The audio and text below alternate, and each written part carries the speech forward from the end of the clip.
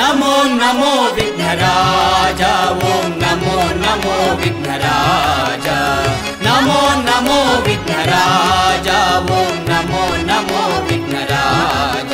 ಕಲಾಭಿಮಾನಿಗಳಿಗೆ ನನ್ನ ದೇವರುಗಳಿಗೆ ನನ್ನ ಅನಂತ ಅನಂತ ವಂದನೆಗಳು ಹೇಳ್ಕೊಂಡು ನಿಮ್ಮನ್ನ ಸುಸ್ವಾಗತ ಮಾಡ್ತೀವಿ. ಬನ್ನಿ. ಅಂದ್ರೆ ಅವ್ರು ನಮ್ಮ ತಂದೆಯವ್ರ ಹತ್ರ ಮ್ಯಾಂಡಲ್ ಇಷ್ಟ ಆಗಿದ್ರು. ಹಂಸಲೇಖ ಸರ್.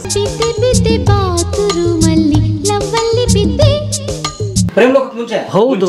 ಗುಬ್ಬಿ ವೀರಣ್ಣ ಪ್ರಶಸ್ತಿ 2009ನೇ ಇಸ್ವಿದು. ನಮ್ಮ ರಾಜ್ಕುಮಾರ್ ಅವರು ನಾಟಕ ಮಾಡುವಾಗ ವಜ್ರಪ್ಪನವರೇ ಹಾರ್ಮೋನಿಯಂ ನುಡಿಸಿರೋದು. ಅದಕ್ಕೆ ಸಾವಿರಾರು ಹಾಡುಗಳನ್ನ ಅವರೇ ಬರೆದು ಸಂಗೀತ ಸಂಯೋಜನೆ ಮಾಡಿದ್ದಾರೆ. ಅಂದ್ರೆ ಈ ಪೌರಾಣಿಕ ನಾಟಕ ನಿರ್ದೇಶನದ ಸೂಪರ್ ಸ್ಟಾರ್. ಅವಾಗ ಭೀಮಂಗೆ ಅಣ್ಣ ಹಿಂಗ್ ನಿಂತ್ಕೋಣ ಹಿಂಗೆ ಗದೆ ತಣ ಅಂತಿದ್ದು. ಚೆನ್ನಾಗಿ ಕಲಿಸಿದ್ರಲ್ಲ ನನ್ನ ಖುಷಿಗೆ ಈ ತರ ಸೈಟ್ ಗಳನ್ನ ಕೊಡುವಂತ ಪ್ರತೀತಿ ಇತ್ತು ಅವಾಗ. ಎಷ್ಟೋ ಸೈಟ್ಗಳು ಹಿಂಗೇನೆ ಬಿಟ್ಟೇ ಬಿಟ್ಟಿದೀವಿ ನಾವು, ಗೊತ್ತೇ ಇಲ್ಲ. ಗುರುಗಳೇ ಮನೆ ಕಟ್ಸ್ತಿದ್ದೀರಿ ಅನ್ಬಿಟ್ಟು ಅವರು ತಂದು ಕಲ್ಲನ್ನ ಲೋಡ್ ಗಟ್ಟೆ ಮನೆ ಹತ್ರ ಬಿಟ್ಬಿಟ್ರು. ಗುರುದಕ್ಷಿಣೆ. ಅವ್ರಿಗೆ ಮೊದಲನೇ ಹೆಂಡತಿ ಇದ್ದಾರೆ. ಅವ್ರಿಗೆ 7 ಜನ ಹೆಣ್ಮಕ್ಳೆ, ಗಂಡ್ ಮಕ್ಳಿಲ್ಲ ಅಂತ ನನ್ ಮದುವೆ ಮಾಡ್ಕೊಂಡ್ರು. ನನ್ಗೆ ವಿನಯ್ ನವೀನ್ ಇಬ್ರು ಗಂಡ್ ಮಕ್ಳು ಹುಟ್ಟಿದ್ರು. ಎಲ್ಲ ಚೆನ್ನಾಗಿರುವಂತ ಹೇಳಿ ನಮ್ಮನ್ನ ಬಿಟ್ಟು ಹೊರಟೋದ್ರು ಪಾಪ. ಸ್ವಾಗತ ಸ್ವಾಗತ ಸ್ವಾಗತ. ಸ್ನೇಹಿತರೆ ನಮಸ್ಕಾರ, ಸ್ವಾಗತ ನಿಮ್ಗೆಲ್ರಿಗೂ ಕಲಾ ಮಾಧ್ಯಮಕ್ಕೆ. ನಾವೀಗ ಇರುವಂಥದ್ದು ಬೆಂಗಳೂರಿನ ಪೀಣ್ಯ ಸ್ನೇಹಿತರೆ, ವಿಶ್ವಪ್ರಸಿದ್ಧ ಪೀಣ್ಯ, ಏಷ್ಯಾದ ಅತಿ ದೊಡ್ಡ ಕೈಗಾರಿಕಾ ಪ್ರದೇಶ ಪೀಣ್ಯ. ಇಲ್ಲಿ ಸ್ನೇಹಿತರೆ ನಾವು ಬಂದಿರೋಂಥದ್ದು ವಜ್ರಪ್ಪನವರ ಬದುಕನ್ನು ಅರ್ಥ ಮಾಡ್ಕೊಳ್ಳೋದಕ್ಕೆ, ವಜ್ರಪ್ಪನವ್ರ ಬದುಕು ಹೇಗಿತ್ತು ನೋಡೋಕ್ಕೆ, ಅವ್ರ ಕುಟುಂಬವನ್ನು ಭೇಟಿ ಮಾಡೋಕ್ಕೆ. ನೀವು ಕೇಳ್ಬೋದು ಯಾರು ಪರಂ ವಜ್ರಪ್ಪನವರು ಅಂಥೇಳಿ. ನಮ್ಮ ವೃತ್ತಿ ರಂಗಭೂಮಿ ಅಥವಾ ಪೌರಾಣಿಕ ನಾಟಕಗಳ ಭೀಷ್ಮ ಅಂತ ಹೇಳ್ಬೋದು ಅವರು. ವಜ್ರಪ್ಪನವರು ಭಾಳ ದೊಡ್ಡ ನಾಟಕದ ಡೈರೆಕ್ಟರ್ ಆಗಿದ್ದರು, ಜೊತೆಗೆ ತುಂಬ ದೊಡ್ಡ ಹಾಡುಗಾರರು, ಹಾರ್ಮೋನಿಯಂ ಕಲಾವಿದರಾಗಿದ್ದಂಥವ್ರು. ಕರ್ನಾಟಕ ನಾಟಕ ಅಕಾಡೆಮಿ ಗುಬ್ಬಿ ವೀರಣ್ಣ ಪ್ರಶಸ್ತಿ ಪುರಸ್ಕೃತರು. ಅವರ ಕುಟುಂಬ ಇದೆ ಸ್ನೇಹಿತರೆ ಇಲ್ಲಿ, ಅವರ ಮಕ್ಕಳು, ಅವ್ರ ಪತ್ನಿ ಕೂಡ ಕಲಾವಿದರು. ಹೇಗಿದೆ ಅವ್ರ ಬದುಕು ನೋಡೋಣ. ವಜ್ರಪ್ಪನವ್ರು ತೀರ್ಕೊಂಡು ಕೆಲವು ವರ್ಷ ಆಗಿದೆ. ಈಗ ಅವ್ರ ಕುಟುಂಬವನ್ನು ನಾವು ಮಾತಾಡ್ಸೋಣ. ಸ್ವಾಗತ ಕಲಾ ಮಾಧ್ಯಮಕ್ಕೆ, ಈ ವಿಶೇಷವಾದ ಕಲಾವಿದರ ಕಥೆಗೆ ಬನ್ನಿ. ನೋಡಿ ಇಲ್ಲಿದ್ದಾರೆ ನಮ್ಮ ವಜ್ರಪ್ಪನವ್ರ ಮಕ್ಕಳು. ನೋಡಿ ಇದೇ ಅವ್ರ ಮನೆ ನೋಡ್ಕೊಂಬರೋಣ ಬನ್ನಿ ಒಂದ್ಸಲ. ನಮ್ಮ ವಜ್ರಪ್ಪನವ್ರ ಮಕ್ಕಳು ಇಬ್ಬರು ಕೂಡ, ಇಬ್ಬರು ಗಂಡು ಮಕ್ಕಳು ಅವ್ರಿಗೆ, ಅವರಿಬ್ಬರು ಕೂಡ ಕಲಾವಿದರೆ. ಅವರು ಕೂಡ ಡ್ರಾಮಾ ಇತ್ಯಾದಿ ಆರ್ಟಿಸ್ಟು. ನೋಡಿ ನವಿ ವಿನಿ ಅಂದರೆ ವಿನಯ್ ನವೀನ್ ಅವ್ರ ಮಕ್ಕಳ ಹೆಸರು. ನವಿ ವಿನಿ ಅಂತ ಹಾಕಿದ್ದಾರೆ. ಒಳಗಡೆ ಹೋಗೋಣ. ನವಿ ವಿನಿ ಅವರೇ ಬರ್ಬೋದಾ? ನಮಸ್ಕಾರ. ನಮಸ್ಕಾರ, ಹೇಗಿದ್ದೀರಾ? ಗುಡ್ ಮಾರ್ನಿಂಗ್, ಶುಭೋದಯ.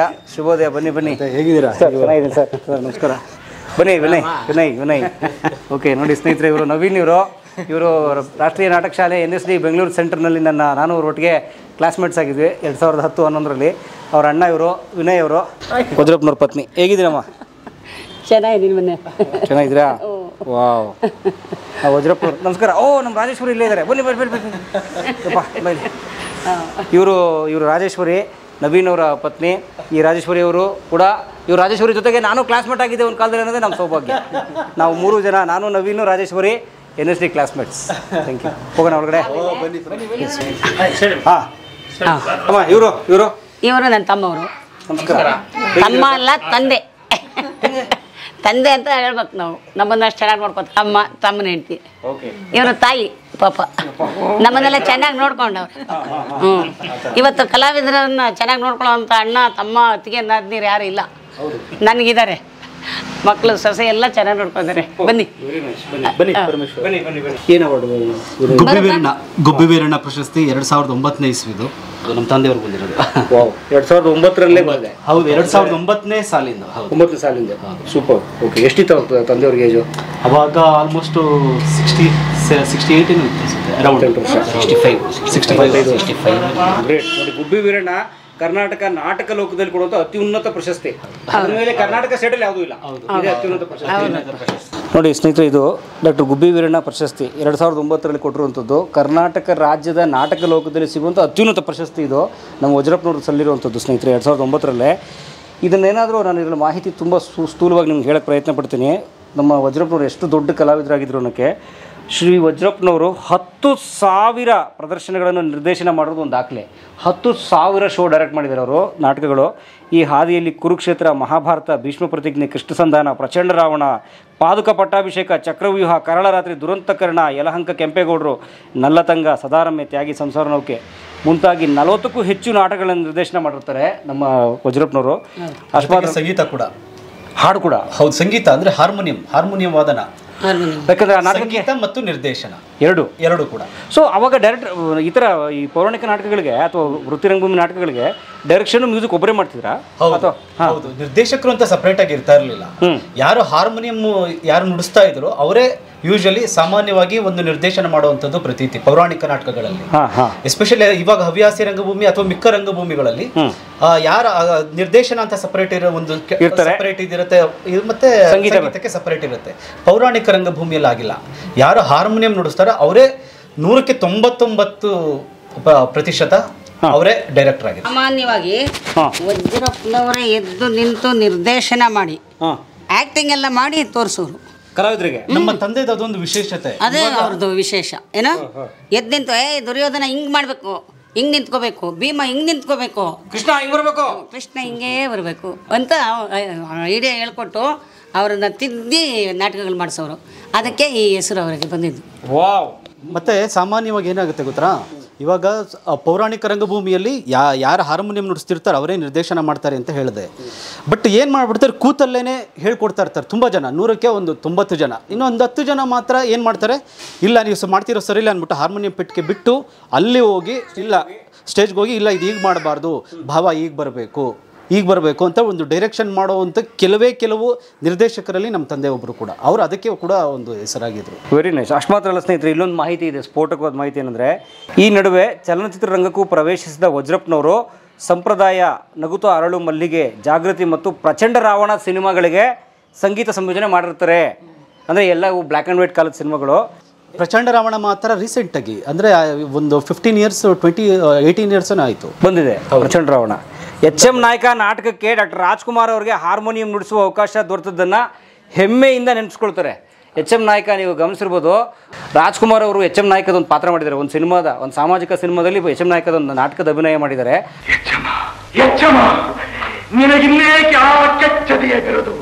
ಆ ಸಿನಿಮಾ ಅದು ಎಚ್.ಎಂ. ನಾಯಕ ಪಾತ್ರ ಭಾಳ ಫೇಮಸ್, ಅಣ್ಣವ್ರು ಮಾಡ್ತಿದ್ದು. ಆ ನಾಟಕ ನಮ್ಮ ರಾಜ್ಕುಮಾರ್ ಅವರು ಆ ನಾಟಕ ಮಾಡುವಾಗ ವಜ್ರಪ್ಪನವರೇ ಹಾರ್ಮೋನಿಯಂ ನುಡಿಸಿರೋದು. ಅದಕ್ಕೆ ಅಷ್ಟು ದೊಡ್ಡ ಧೀಮಂತ ಪ್ರತಿಭೆ, ರಂಗಗೀತೆ ಗಾಯನದಲ್ಲಿ ಪ್ರಸಿದ್ಧಿ. ಬೆಳಗಾವಿಯಲ್ಲಿ ನಡೆದ ವಿಶ್ವ ಕನ್ನಡ ಸಮ್ಮೇಳನ ಸೇರಿದಂತೆ ಹಲವು ಪ್ರತಿಷ್ಠಿತ ಉತ್ಸವಗಳಲ್ಲಿ ರಂಗಗೀತೆ ಕಾರ್ಯಕ್ರಮ. ಧ್ವನಿ ಸುರುಳಿ ಮಾಧ್ಯಮದಲ್ಲಿ ಹೊರಬಂದ ಕುರುಕ್ಷೇತ್ರ ಮತ್ತು ರಾಮಾಯಣ ನಾಟಕಗಳ ನಿರ್ದೇಶನ ಹೊಣೆಯನ್ನು ನಿರ್ವಹಿಸಿದ್ದಾರೆ. ಈಗೇನು ಕ್ಯಾಸೆಟ್ಸ್ ಇದಾವಲ್ಲ, ಕುರುಕ್ಷೇತ್ರ ರಾಮಾಯಣ ಕ್ಯಾಸೆಟ್ಸು, ಅದಕ್ಕೂ ಕೂಡ ಅವರು ಕೆಲಸ ಮಾಡಿದ್ದಾರೆ. ಮತ್ತು ನಾಟಕ ಅಕಾಡೆಮಿ ದಾಖಲಿಸಿದ ರಂಗಗೀತೆಗಳ ಧ್ವನಿ ಸುರುಳಿಯಲ್ಲಿ ಹಾಡಿ ಹಾರ್ಮೋನಿಯಂ ನುಡಿಸಿದ್ದಾರೆ.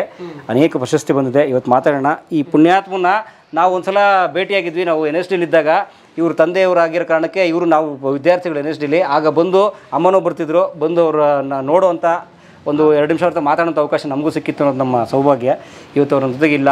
ಆದರೆ ಇವತ್ತು ಅವರು ಇಡೀ ಬದುಕು, ಅಂದರೆ ಒಬ್ಬ ಕಲಾವಿದನಿಗೆ ದೈಹಿಕವಾಗಿ ಸಾವಿರ್ಬೋದು, ಆದರೆ ಅವ್ರು ಮಾಡಿರೋ ಕೆಲಸ, ಅವ್ರ ಕಲೆಗೆ ಸಾವಿಲ್ಲ. ಅದು ಹೇಗೆ ಎಲ್ಲ ಕೇಳೋಣ. ಬದುಕಿದ್ದಾರೆ. ವಾವ್, ಇದ್ದಾರೆ. ಅಯ್ಯೋ, ಅವ್ರದ್ದು ಕಥೆಗಳು ಒಂದೊಂದಲ್ಲ, ಬೇಕಾದಷ್ಟಿದೆ. ನಾನು ಪಾತ್ರಗಳು ಮಾಡುವಾಗ ಏನು ಹಂಗೆ ನಿಂತ್ಕೊಂಡು ಪಾತ್ರ ಮಾಡ್ತೀಯಾ, ಭುಜದ ಮೇಲೆ ಕೈ ಇಟ್ಟು ಹಿಂಗಂದು ಅಂತ ಹೇಳೋರು. ಸೂಪರ್. ಎಲ್ಲ ಪಾತ್ರಗಳು ನಾನು ಹಂಚ್ಕೊಂಡು ಮಾಡ್ತಾಯಿದ್ದೆ. ಸ್ವಲ್ಪ ನಾಚಿಕೆ ನನಗೆ. ಆ ಥರ ಎಲ್ಲ ಹೇಳ್ಕೊಟ್ಟು ಮಾಡಬೇಕು ಅಂತ ಹೇಳ್ಕೊಟ್ಟು ಮಾಡಿಸೋರು. ಏನು ಮಾಡ್ರು? ಯಾವ ವರ್ಷ ಮದುವೆ ಆಗಿದ್ದು ನೀವು? 81. ಅಜ್ಜಿಜು 81. ಮದುವೆ ಆಗಿ 45 ವರ್ಷ ಆಗೋಯ್ತು. ಹೌದು. Love marriage? ಇಲ್ಲ, ಅರೇಂಜ್ ಮ್ಯಾರೇಜ್. ಅವ್ರಿಗೆ ಮೊದಲನೇ ಹೆಂಡ್ತಿದ್ದಾರೆ. ಅವ್ರಿಗೆ 7 ಜನ ಹೆಣ್ಮಕ್ಳು. ಗಂಡು ಮಕ್ಕಳಿಲ್ಲ ಅಂತ ನನ್ನ ಮದುವೆ ಮಾಡಿಕೊಂಡ್ರು. ನನಗೆ ವಿನಯ್ ನವೀನ್ ಸೂಪರ್ ಇಬ್ಬರು ಗಂಡು ಮಕ್ಳು ಹುಟ್ಟಿದ್ರು. ಗ್ರೇಟ್. ಒಳ್ಳೆ ಮಕ್ಕಳು ಕೊಟ್ಬಿಟ್ಟು ಒಳ್ಳೆ ಮನೆ ಕೊಟ್ಟು ಎಲ್ಲ ಚೆನ್ನಾಗಿರುವಂತ ಹೇಳಿ ನಮ್ಮನ್ನು ಬಿಟ್ಟು ಹೊರಟೋದ್ರು ಪಾಪ. ಯಾವ ವರ್ಷ ತಿಳ್ಕೊಂಡಿದ್ದಾರೆ? ಯಾವ ವರ್ಷ ತಿಳ್ಕೊಂಡಿದ್ದಾರೆ? 2016 ಹೋಗಿದ್ದು. ಹೋಗಿ ಅವ್ರೊಂದು 7 ವರ್ಷ ಆಯಿತು. ಹೌದು. ಎಷ್ಟಿತ್ತು ಏಜ್ ಅವರಿಗೆ? ಅವ್ರಿಗೆ 75-76 ಇರಬೇಕು. ಬಟ್ ತುಂಬ ಜೀವನ, ಜೀವನ ಪಾಪ. Fulfilled life and life in art. ಖಂಡಿತ, ಬೇರೆ ಏನೂ ಇಲ್ಲ. ಕಲೆ ಅಷ್ಟೇ. ಮತ್ತು ನಾನು ತುಂಬ ಇವಾಗ ಈ ಒಂದು ಸಂದರ್ಭದಲ್ಲಿ ಒಂದು ಮಾತು ಹೇಳಬೇಕು. ನಮ್ಮ ತಂದೆಗಿದ್ದ ಒಂದು ಆ ಪ್ರಸಿದ್ಧಿ, ಆ ಒಂದು ಅವರಿದ್ದ ಹೆಸರಿಗೆ ಆ್ಯಕ್ಚುಲಿ ಇವತ್ತು ನಮ್ಮ ತಂದೆ ಶಿಷ್ಯವರಿಂದ ಹೇಳೋ ಮಾತು ನಾನು ಇವಾಗ ಹೇಳ್ತಿರೋದು. ಅವರು ವಜ್ರಪ್ಪ ಅವರು ಏನಾದರೂ ಮನಸ್ಸು ಮಾಡಿದಿದ್ರೆ ಇವತ್ತು ನಿಜಕ್ಕೂ ನೀವು ಕಮ್ಮಿ ಅಂದರೂ ಒಂದು 8-10 ಮನೆ ಇರಬೇಕಾಗಿತ್ತು. ನಿಮಗೆ ಕಮ್ಮಿ ಅಂದ್ರೂ ನೀವು ಒಂದು 8-10 ಕಾರು ನೀವು ಮನೆ ಮುಂದೆ ನಿಲ್ಲಿಸ್ಕೋಬೇಕಾಗಿತ್ತು. ಆ ಲೆವೆಲ್ಗೆ ಪ್ರಸಿದ್ಧಿ ಆ್ಯಕ್ಚುಲಿ ಅವ್ರಿಗಿದ್ದಿದ್ದು. ಇವತ್ತು ಹೌದು, ಇನ್ಕ್ಲೂಡಿಂಗು ದೇವರಾಜು ಅರಸು ಅವರು ಮಾಜಿ CM ಆಗಿದ್ದರು 70-75 ದಶಕ. ಆ ಟೈಮಲ್ಲಿ ಆ್ಯಕ್ಚುಲಿ ನಮ್ಮ ತಂದೆಯವ್ರಿಗೆ ಆ್ಯಕ್ಚುಲಿ ಇಲ್ಲ ನೀವು ಬನ್ನಿ ವಜ್ರಪ್ಪ ಅವರೇ, ನೀವು ನಿಮ್ಗೆ ಏನು ಬೇಕು ನೀವು ಅದು ಹೇಳಿ ನಾನು ಮಾಡಿಕೊಡ್ತೀನಿ ಅನ್ನೋ ಥರ ಆ್ಯಕ್ಚುಲಿ ಮಾತುಗಳನ್ನು ಹೇಳಿದ್ದಾರೆ. ಅಂತ ನಾವು ನಮ್ಮ ತಂದೆ ಹೇಳಿಲ್ಲ ಈ ಮಾತನ್ನು, ನಮ್ಮ ತಂದೆ ಶಿಷ್ಯವರಿಂದ ಹೇಳಿರೋ ಮಾತುಗಳಿವು. ಅಂದ್ರೆ ಅಷ್ಟು ಪ್ರಖ್ಯಾತರಿದ್ರು. ಹೌದು ಹೌದು. ಆದ್ರೆ ತುಂಬಾ ಜನ ಹೇಳ್ತಾರೆ ರಂಗಭೂಮಿಯವರು ದುಡ್ಡಿರಲ್ಲ, ಒದ್ದಾಡ್ತಿರ್ತಾರೆ. ಅದೇ ಇವಾಗ ನೀವು ಹೇಳಿದ್ರಲ್ಲ ಏನಂತಂದರೆ ಕರ್ಮಯೋಗಿ ನಮ್ಮ ತಂದೆ, ಕೆಲಸ ಬೇಕಷ್ಟೇ. ಇವಾಗ ಫಾರ್ ಎಕ್ಸಾಂಪಲ್ ನಿಮಗೆ ಒಂದು ಕಮರ್ಷಿಯಲಾಗಿ ಯಾವತ್ತೂ ನಾವು ಈ ಒಂದು ವೃತ್ತಿಯನ್ನು ನೋಡಿಲ್ಲ ಅವರು, ನಮ್ಮ ತಂದೆ. ಈ ಪೌರಾಣಿಕ ಒಂದು ಕಲೆಯನ್ನು ಅವ್ರು ಯಾವತ್ತೂ ಕಮರ್ಷಿಯಲ್ ಆಗಿ ನೋಡಿಲ್ಲ. ಇವಾಗ ಒಬ್ಬರು ನಾಟಕ ಮಾಡಿ ಸರ್ ಈ ಥರ ಒಂದು ಸಂಗೀತ ನಿರ್ದೇಶನ ಮಾಡಬೇಕು ಸರ್ ಅಂದಾಗ ಅವ್ರು ಹೇಳ್ತಾ ಇದ್ದಿದ್ದೇನೆಂದರೆ, ಹೌದಾ ಆಯಿತು ದುಡ್ಡು ಎಷ್ಟು ಕೊಡ್ತೀರಾ ಅಂತ ಫಸ್ಟ್ ಕೇಳ್ತಿರ್ಲಿಲ್ಲ. ಹೌದೇನಪ್ಪ, ಯಾವಾಗ, ಎಲ್ಲಿ ನಾಟಕ, ಹೌದಾ, ಎಲ್ಲಿ, ಯಾವ ಟೀಮು, ಎಲ್ಲಿ ಬರಬೇಕು, ಏನು, ಇದ್ರ ಬಗ್ಗೆ ಮಾತಾಡಿ ಫೈನಲ್ಲಾಗಿ ಆಯಿತು ನೋಡ್ರಪ್ಪ ಇವಾಗ ನಾವು ಪೌರಾಣಿಕ ರಂಗಭೂಮಿ ಅನ್ನುವಂಥದ್ದು ಏನಂತಂದರೆ ಎಲ್ಲರೂ ರೈತರು ಆ್ಯಕ್ಚುಲಿ ಕೂಡಿ ಮಾಡುವಂಥ ಒಂದು ಕಲೆ ಪೌರಾಣಿಕ ರಂಗಭೂಮಿ. ಉದಾಹರಣೆಗೆ ಈಗೊಂದು ಕಂಪನಿಯ ನೌಕರರು ಇರ್ತಾರೆ, ಅವರೆಲ್ಲ ಸೇರಿ ಕುರುಕ್ಷೇತ್ರ ಮಾಡ್ತಾರೆ, ಅಥವಾ ಒಂದು ಹಳ್ಳಿ ಜನ ಇರ್ತಾರೆ, ಅವರೆಲ್ಲ ಸೇರಿ ರಾಮಾಯಣ ಮಾಡ್ತಾರೆ. ಮುಖ್ಯವಾಗಿ ಹಳ್ಳಿಯ ಕಲೆ, ಪಾರಂಪರಿಕ ಕಲೆ ಇದು, ಪೌರಾಣಿಕ ಗ್ರಾಮೀಣ ರಂಗಭೂಮಿ. ಏನಂತಂದರೆ ಇವಾಗ ಎಷ್ಟೊಂದು ಜನ ವರ್ಷ ಪೂರ್ತಿ ರೈತರೆಲ್ಲ ದುಡ್ದಿರ್ತಾರೆ. ಆ ಒಂದು ಸಮ್ಮರ್ ಅಂತ ಬಂದಾಗ ಅವ್ರಿಗೆ ಇವಾಗ ಆ ಟೈಮಲ್ಲಿ ಬೆಳೆಗಳು ಅಥವಾ ಕೆಲಸ ಇರಲ್ಲ ಹೊಲಗಳಲ್ಲಿ. ಆಗ ಏನು ಮಾಡ್ತಾರೆ, ಒಂದು ಏನೋ ಒಂದು ಹವ್ಯಾಸಕ್ಕೋಸ್ಕರ ಒಂದು ಪೌರಾಣಿಕ ಮಾಡೋಣ, ನಾನೊಂದು ರಾಜನ ರಸ ಹಾಕೊಳ್ಬೇಕು, ನಾನೊಂದು ದುರ್ಯೋಧನ ಮಾಡಬೇಕು, ನಾನೊಂದು ಇದು ಮಾಡಬೇಕು, ನಾನೊಂದು ಡೈಲಾಗ್ ಹೇಳಬೇಕು, ನಾನೊಂದು ಹಾಡು ಹೇಳಬೇಕು, ಈ ಥರದ ಒಂದು ಆಸೆಯಿಂದ ಆ್ಯಕ್ಚುಲಿ ಉಟ್ಕೊಂಡಂತಹ ಒಂದು ರಂಗಭೂಮಿ ಪ್ರಕಾರ. ತುಂಬ ಮುಖ್ಯವಾಗಿ ನಮ್ಮ ತಂದೆಯವ್ರ ಬಗ್ಗೆ ಹೇಳಬೇಕಿರೋ ವಿಷಯ ಏನಂದರೆ, ನಮ್ಮ ತಂದೆಯವರು ರಂಗಭೂಮಿಯಲ್ಲಿ ಸಕ್ರಿಯರಾಗಿದ್ದು ಬಹುಮುಖ್ಯವಾಗಿ ವೃತ್ತಿ ರಂಗಭೂಮಿ ಮತ್ತು ಹವ್ಯಾಸಿ ರಂಗಭೂಮಿಯ ಒಂದು ಸಂಕ್ರಮಣ ಕಾಲ ಅದು. ವೃತ್ತಿ ರಂಗಭೂಮಿ ಆಲ್ಮೋಸ್ಟ್ ಎಂಡ್ ಆಗ್ತಿದ್ದ ದಿನಗಳವು. ಹವ್ಯಾಸಿ ರಂಗಭೂಮಿ ಎಲ್ಲೋ ಒಂದು ಕಡೆ ಜನಪ್ರಿಯವಾಗ್ತಾ ಇದ್ದಂತಹ ದಿನಗಳು. ಯಾಕೆಂದರೆ ಗುಬ್ಬಿ ಕಂಪನಿ ಮುಗಿದಿತ್ತು, ಕಂಪನಿಯ ಕಲ್ಚರ್ ಆಲ್ಮೋಸ್ಟ್ ಎಲ್ಲ ಮುಗಿತಾ ಬಂದಿತ್ತು. ವೃತ್ತಿ ರಂಗಭೂಮಿ ಅಂದರೆ ಈ ಕಂಪನಿಗಳ ಟ್ರೆಂಡ್, ಕಂಪನಿಗಳ ಕಂಪನಿ. ಎಕ್ಸಾಕ್ಟ್ಲಿ. ಈಗ ಸುಬ್ಬಯ್ಯ ನಾಯ್ಡು ಅವ್ರ ಕಂಪನಿ, ಈ ದೊಡ್ಡ ದೊಡ್ಡ ಕಂಪನಿಗಳಲ್ಲಿ ನಮ್ಮ ತಂದೆಯವರು ಕೆಲಸ ಮಾಡಿದ್ರು. ಸೊ ಅವ್ರಿಗೆ ಒಂದು ವಿಷಯ ಗೊತ್ತಾಗ್ತಿತ್ತು, ವೃತ್ತಿ ರಂಗಭೂಮಿಯಲ್ಲಿ ಇದ್ದಂತಹ ಎಷ್ಟೋ ವಿಷಯಗಳನ್ನು ಹವ್ಯಾಸಿ ರಂಗಭೂಮಿಯಲ್ಲಿ ಬದಲಾವಣೆ ಮಾಡಬಹುದು, ಅದನ್ನು ಜನಪ್ರಿಯಗೊಳಿಸಬೇಕು ಅನ್ನೋ ಉದ್ದೇಶದಿಂದಲೇ ಜನಸಾಮಾನ್ಯರ ಹತ್ರಕ್ಕೆ ಹೋಗಬೇಕು, ಗ್ರಾಸ್ಗೆ ಹೋಗ್ಬಿಡ್ಬೇಕು ಅನ್ನೋದು ಅವ್ರ ಥಾಟ್ ಆಗಿತ್ತು. ಯಾವಾಗಲೂ ಒಂದು ಮಾತು ಹೇಳೋರು ಅವರು, ರಂಜನೆ ಅನ್ನೋದು ತುಂಬ ಮುಖ್ಯ, ನಾವು ರಂಜಿಸಬೇಕು, ಎಂಟರ್ಟೈನ್ ಮಾಡಬೇಕು. ಕಲಾವಿದರ ಮುಖ್ಯ ಉದ್ದೇಶ ವೈಚಾರಿಕತೆಯ ಜೊತೆಗೆ ರಂಜನೆ ಇರಬೇಕು. ಅದಿಲ್ಲ ಅಂದರೆ ಜನಸಾಮಾನ್ಯರಿಗೆ ಆಕರ್ಷಣೆ ಆಗಲ್ಲ ಅದು. ಅದೇ ಉದ್ದೇಶಕ್ಕೆ ನಮ್ಮ ತಂದೆಯವ್ರಿಗೆ ಏನಾಯಿತು ಅಂದರೆ, ಈ ರೈತರ ಸಮುದಾಯ ಏನಿದೆ, ನಮ್ಮ ತಂದೆ ಒಂದು ಮಾತು ಹೇಳೋರು ಯಾವಾಗಲೂ, ಪಾಮರರಿಂದ ಪಂಡಿತರವರೆಗೂ ಎಲ್ಲರಿಗೂ ಇಷ್ಟ ಆಗೋ ಥರದ್ರಲ್ಲಿ ನಾವು ಪ್ರಯತ್ನಗಳನ್ನು ಮಾಡಬೇಕು. ಒಂದು ಹಾಡನ್ನು ಕಂಪೋಸ್ ಮಾಡಿದ್ರೆ ಅದು ಒಬ್ಬ ವಿದ್ವಾನ್ ಕೂತ್ರೂ ಶಾಸ್ತ್ರೀಯತೆ ಇರಬೇಕು, ಒಬ್ಬ ಸಾಮಾನ್ಯ ಕೂತ್ ಕೇಳಿದ್ರೂ ಆಹಾ ಅಂತ ಹಾಡಕ್ಕೆ ಬರಬೇಕು. ಅದನ್ನು ಸುಲಲಿತವಾಗಿ ಮಾಡ್ತಿದ್ರು, ಟಫ್ ಮಾಡ್ತಿರಲಿಲ್ಲ. ಆಮೇಲೆ ಅವ್ರಿಗೆ ಏನಾಗಿತ್ತು ನಮ್ಮ ತಂದೆಯವ್ರಿಗೆ ಅಂದರೆ, ಈ ಅವ್ರ ಭಾಗ ಬೇಗೂರು, ಆ ಭಾಗದಲ್ಲಿ ಬೆಳೆದವರು ಅವರು. ಬೇಗೂರಿನ ಬೊಮ್ಮನಹಳ್ಳಿ ಕಡೆ, ಬೊಮ್ಮನಹಳ್ಳಿ ಅಲ್ಲಿ ಇವತ್ತು ಪರಪ್ಪನ ಅಗ್ರಹಾರ ಜೈಲು ಇದೆಯಲ್ಲ, ನಾಗನಾಥಪುರ ಅಂತ, ನಾಗನಾಥಪುರ ಆಗಿತ್ತದು ಬೈಕೋ. ಹೌದು, ಅದು ಆಕ್ಚುಲಿ ಪರಪ್ಪನ ಅಗ್ರಹಾರ ಏನು ಇದಿದೆ ಅದರಲ್ಲಿ ಆಕ್ಚುಲಿ ನಮ್ಮ ತಂದೆಯವ್ರ ಜಮೀನು ಅರ್ಧ ಸೇರಿದೆ, ಕೃಷಿ ಭೂಮಿಗಳು. ಕಾಂಪೌಂಡು. ಅದೇನಾಗಿತ್ತು ಅಂದರೆ ಅಲ್ಲಿ ಸ್ವಲ್ಪ ಆಂಧ್ರ ಮತ್ತು ತೆಲುಗು ನಾಟಕಗಳ ಒಂದು ಕಲ್ಚರ್ ಇತ್ತು. ಹಾಗಾಗಿ ನಮ್ಮ ತಂದೆ ಅಲ್ಲಿ ತೆಲುಗು ನಾಟಕಗಳ ವೈಶಿಷ್ಟ್ಯತೆ ಏನಂದರೆ, ಹಾಡನ್ನು ಸುಮಧುರಗೊಳಿಸೋದು, ಜೊತೆಗೆ BGM ಅನ್ನು ಆ್ಯಡ್ ಮಾಡ್ತಾ ಬರ್ಬೋದು.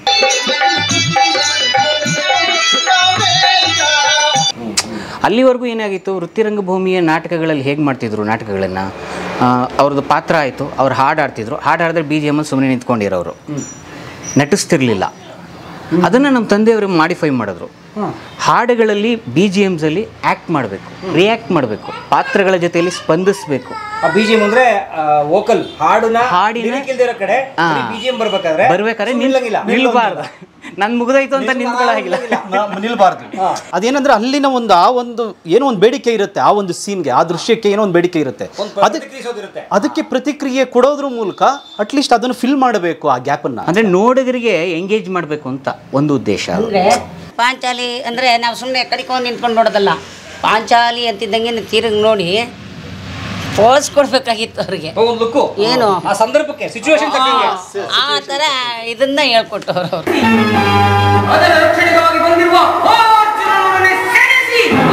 ಯಾಕೆ ತುಂಬ ಜನಪ್ರಿಯವಾದರು ಅಥವಾ ಜನರಿಗೆ ತುಂಬ ಇವತ್ತು ಗ್ರಾಸ್ ಲೆವೆಲಲ್ಲಿ ರೀಚ್ ಆಗೋಕ್ಕೆ ಮೂಲ ಕಾರಣವೇ ಅದನ್ನು ಭಾಳ ಸರಳಗೊಳಿಸಿದ್ದು. ನೋಡಿ, ಅದೇನಾಗ್ತಿತ್ತು, ಹಿಂದಿನ ಕಾಲದಲ್ಲಿ ವೃತ್ತಿರಂಗ ಭೂಮಿಯಲ್ಲಿ ಪೌರಾಣಿಕ ನಾಟಕಗಳನ್ನು ಜಾಸ್ತಿ ಅಭಿನಯ ಮಾಡ್ತಿದ್ರು. ಉದಾಹರಣೆಗೆ ಗುಬ್ಬಿ ಕಂಪನಿಯಲ್ಲಿ ಇದು ರಾಮಾಯಣ, ಸಂಪೂರ್ಣ ರಾಮಾಯಣ ಇರ್ಬೋದು, ಕುರುಕ್ಷೇತ್ರವನ್ನು ಮಹಾಭಾರತ ಇನ್ ಕೇಸ್ ಇವಾಗ ನೋಡಿ, ಗುಬ್ಬಿ ಕಂಪನಿಯೇ ಅಥವಾ ನಮ್ಮ ವೃತ್ತಿರಂಗಭೂಮಿ ಮತ್ತು ಇದರದ್ದು ಒಂದು ಉದಾಹರಣೆ ಹೇಳ್ತೀನಿ ನಿಮಗೆ. ವೃತ್ತಿರಂಗಭೂಮಿಗೋಸ್ಕರ ಬರೆದಿದ್ದ ನಾಟಕ ಕುರುಕ್ಷೇತ್ರ, ಪುಟ್ಟಸ್ವಾಮಿಯವರು, ಬಿ ಪುಟ್ಟಸ್ವಾಮಿ, ಭಾಳ ದೊಡ್ಡ ನಾಟಕಕಾರರು. ಗುಬ್ಬಿ ಕಂಪನಿಯಲ್ಲಿ ಗುಬ್ಬಿ ವೀರಣ್ಣವರೇ ಬರ್ಸಿದ ನಾಟಕ ಅದು. ಆದರೆ ಏನಾಯಿತು, ಅಷ್ಟೊತ್ತಿಗೆ ವೃತ್ತಿರಂಗಭೂಮಿಯ ಕಲ್ಚರು ಸ್ವಲ್ಪ ಕಡಿಮೆ ಆಗ್ತಾ ಬಂದಾಗ ಅದರದ್ದು ಪೌರಾಣಿಕ ನಾಟಕವನ್ನು ಅವರು ಬರೆದಾಗ ಅವರು ದೃಶ್ಯಗಳನ್ನು, ಕೃಷ್ಣನ ದ್ವಾರಕೆಯ ದೃಶ್ಯದಿಂದ ಸೀನ್ ಓಪನ್ ಮಾಡ್ತಿದ್ರು. ದುರ್ಯೋಧನ ಕಾಲು ಮುರ್ಕೊಂಡು ಅವನು ಏನು ವೈಶಂಪಾಯನ ಸರೋವರದಲ್ಲಿ ಕಾಲು ಮುರ್ಕೊಂಡು ಬೀಳ್ತಾನೆ, ಅಲ್ಲಿಗೆ ಹೆಂಡಾಗ್ತಿತ್ತು ಅಷ್ಟೇ. ದಟ್ ಈಸ್ ದ ಅಂದರೆ ಕುರುಕ್ಷೇತ್ರದ ಒಂದು ಪಾರ್ಟನ್ನು ತಗೊಳ್ತಿದ್ರು. ಆದರೆ ನಮ್ಮ ತಂದೆಯವರು ಏನು ಮಾಡಿದ್ರು ಅಂದರೆ, ಅವರು ಯೋಚನೆ ಮಾಡಿದಾಗ ಈ ಕುರುಕ್ಷೇತ್ರ ನಾಟಕನ ಜನಪ್ರಿಯಗೊಳಿಸ್ಬೇಕು ಅಂದಕ್ಕೆ ಇದಕ್ಕಿನ್ನೂ ಹಾಡುಗಳು ಬೇಕು, ಇನ್ನೊಂದಷ್ಟು ದೃಶ್ಯಗಳನ್ನ ಸೇರಿಸ್ಬೇಕು ಅಂದ್ಬಿಟ್ಟು ಇವ್ರೇನು ಮಾಡಿದ್ರು, ಕೃಷ್ಣ ಸಂಧಾನ ಅಂತ ನಾಟಕನ ಬದಲಾಯಿಸಿದ್ರು. ಅಲ್ಲೇನು ಮಾಡಿದ್ರು, 100-135 ಹಾಡುಗಳವರೆಗೂ ಅದಕ್ಕೆ ಅಳವಡಿಕೆ ಮಾಡಿದ್ರು ಇವರೇ. ಕುರುಕ್ಷೇತ್ರ ನಾಟಕಕ್ಕೆ ಇವರೇ ಕೆಲವೊಂದು ದೃಶ್ಯಗಳನ್ನು ಸೇರಿಸಿ, ಒಂದು 5-6 ದೃಶ್ಯಗಳನ್ನು ಬೇರೆ ಬೇರೆ ವಿದರನ್ ಸೀನ್ ಇರಲಿಲ್ಲ, ಕರ್ಣನ ರೋಡ್ ಸೀನ್ ಅಂತ ಬರುತ್ತೆ ಅದಿರಲಿಲ್ಲ, ಇವೆಲ್ಲವನ್ನು ನಮ್ಮ ತಂದೆ ಅಳವಡಿಸಿದ್ದು.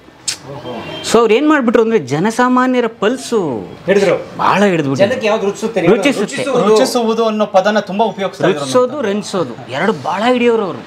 ಒಂದು ಒಳ್ಳೆ ಹಾಡು ನಿಮ್ಮ ಯಜಮಾನ್ರದ್ದು ಅವರೇ ಬರೆದಿರೋದು.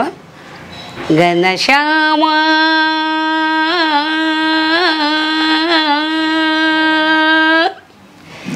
ಸುಂದರ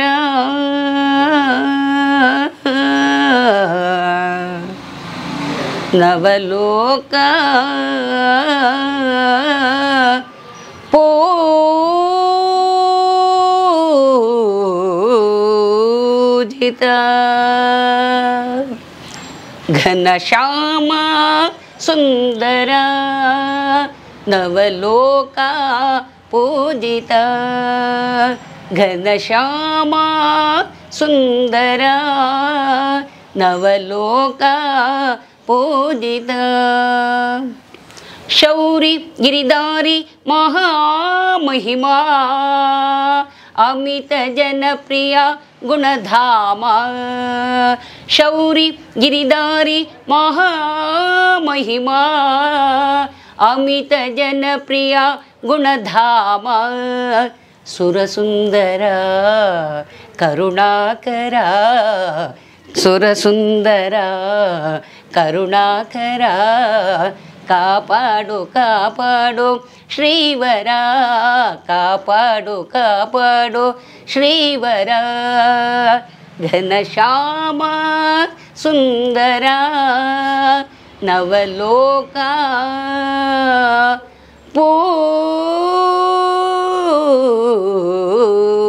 ಪೂಜಿತ.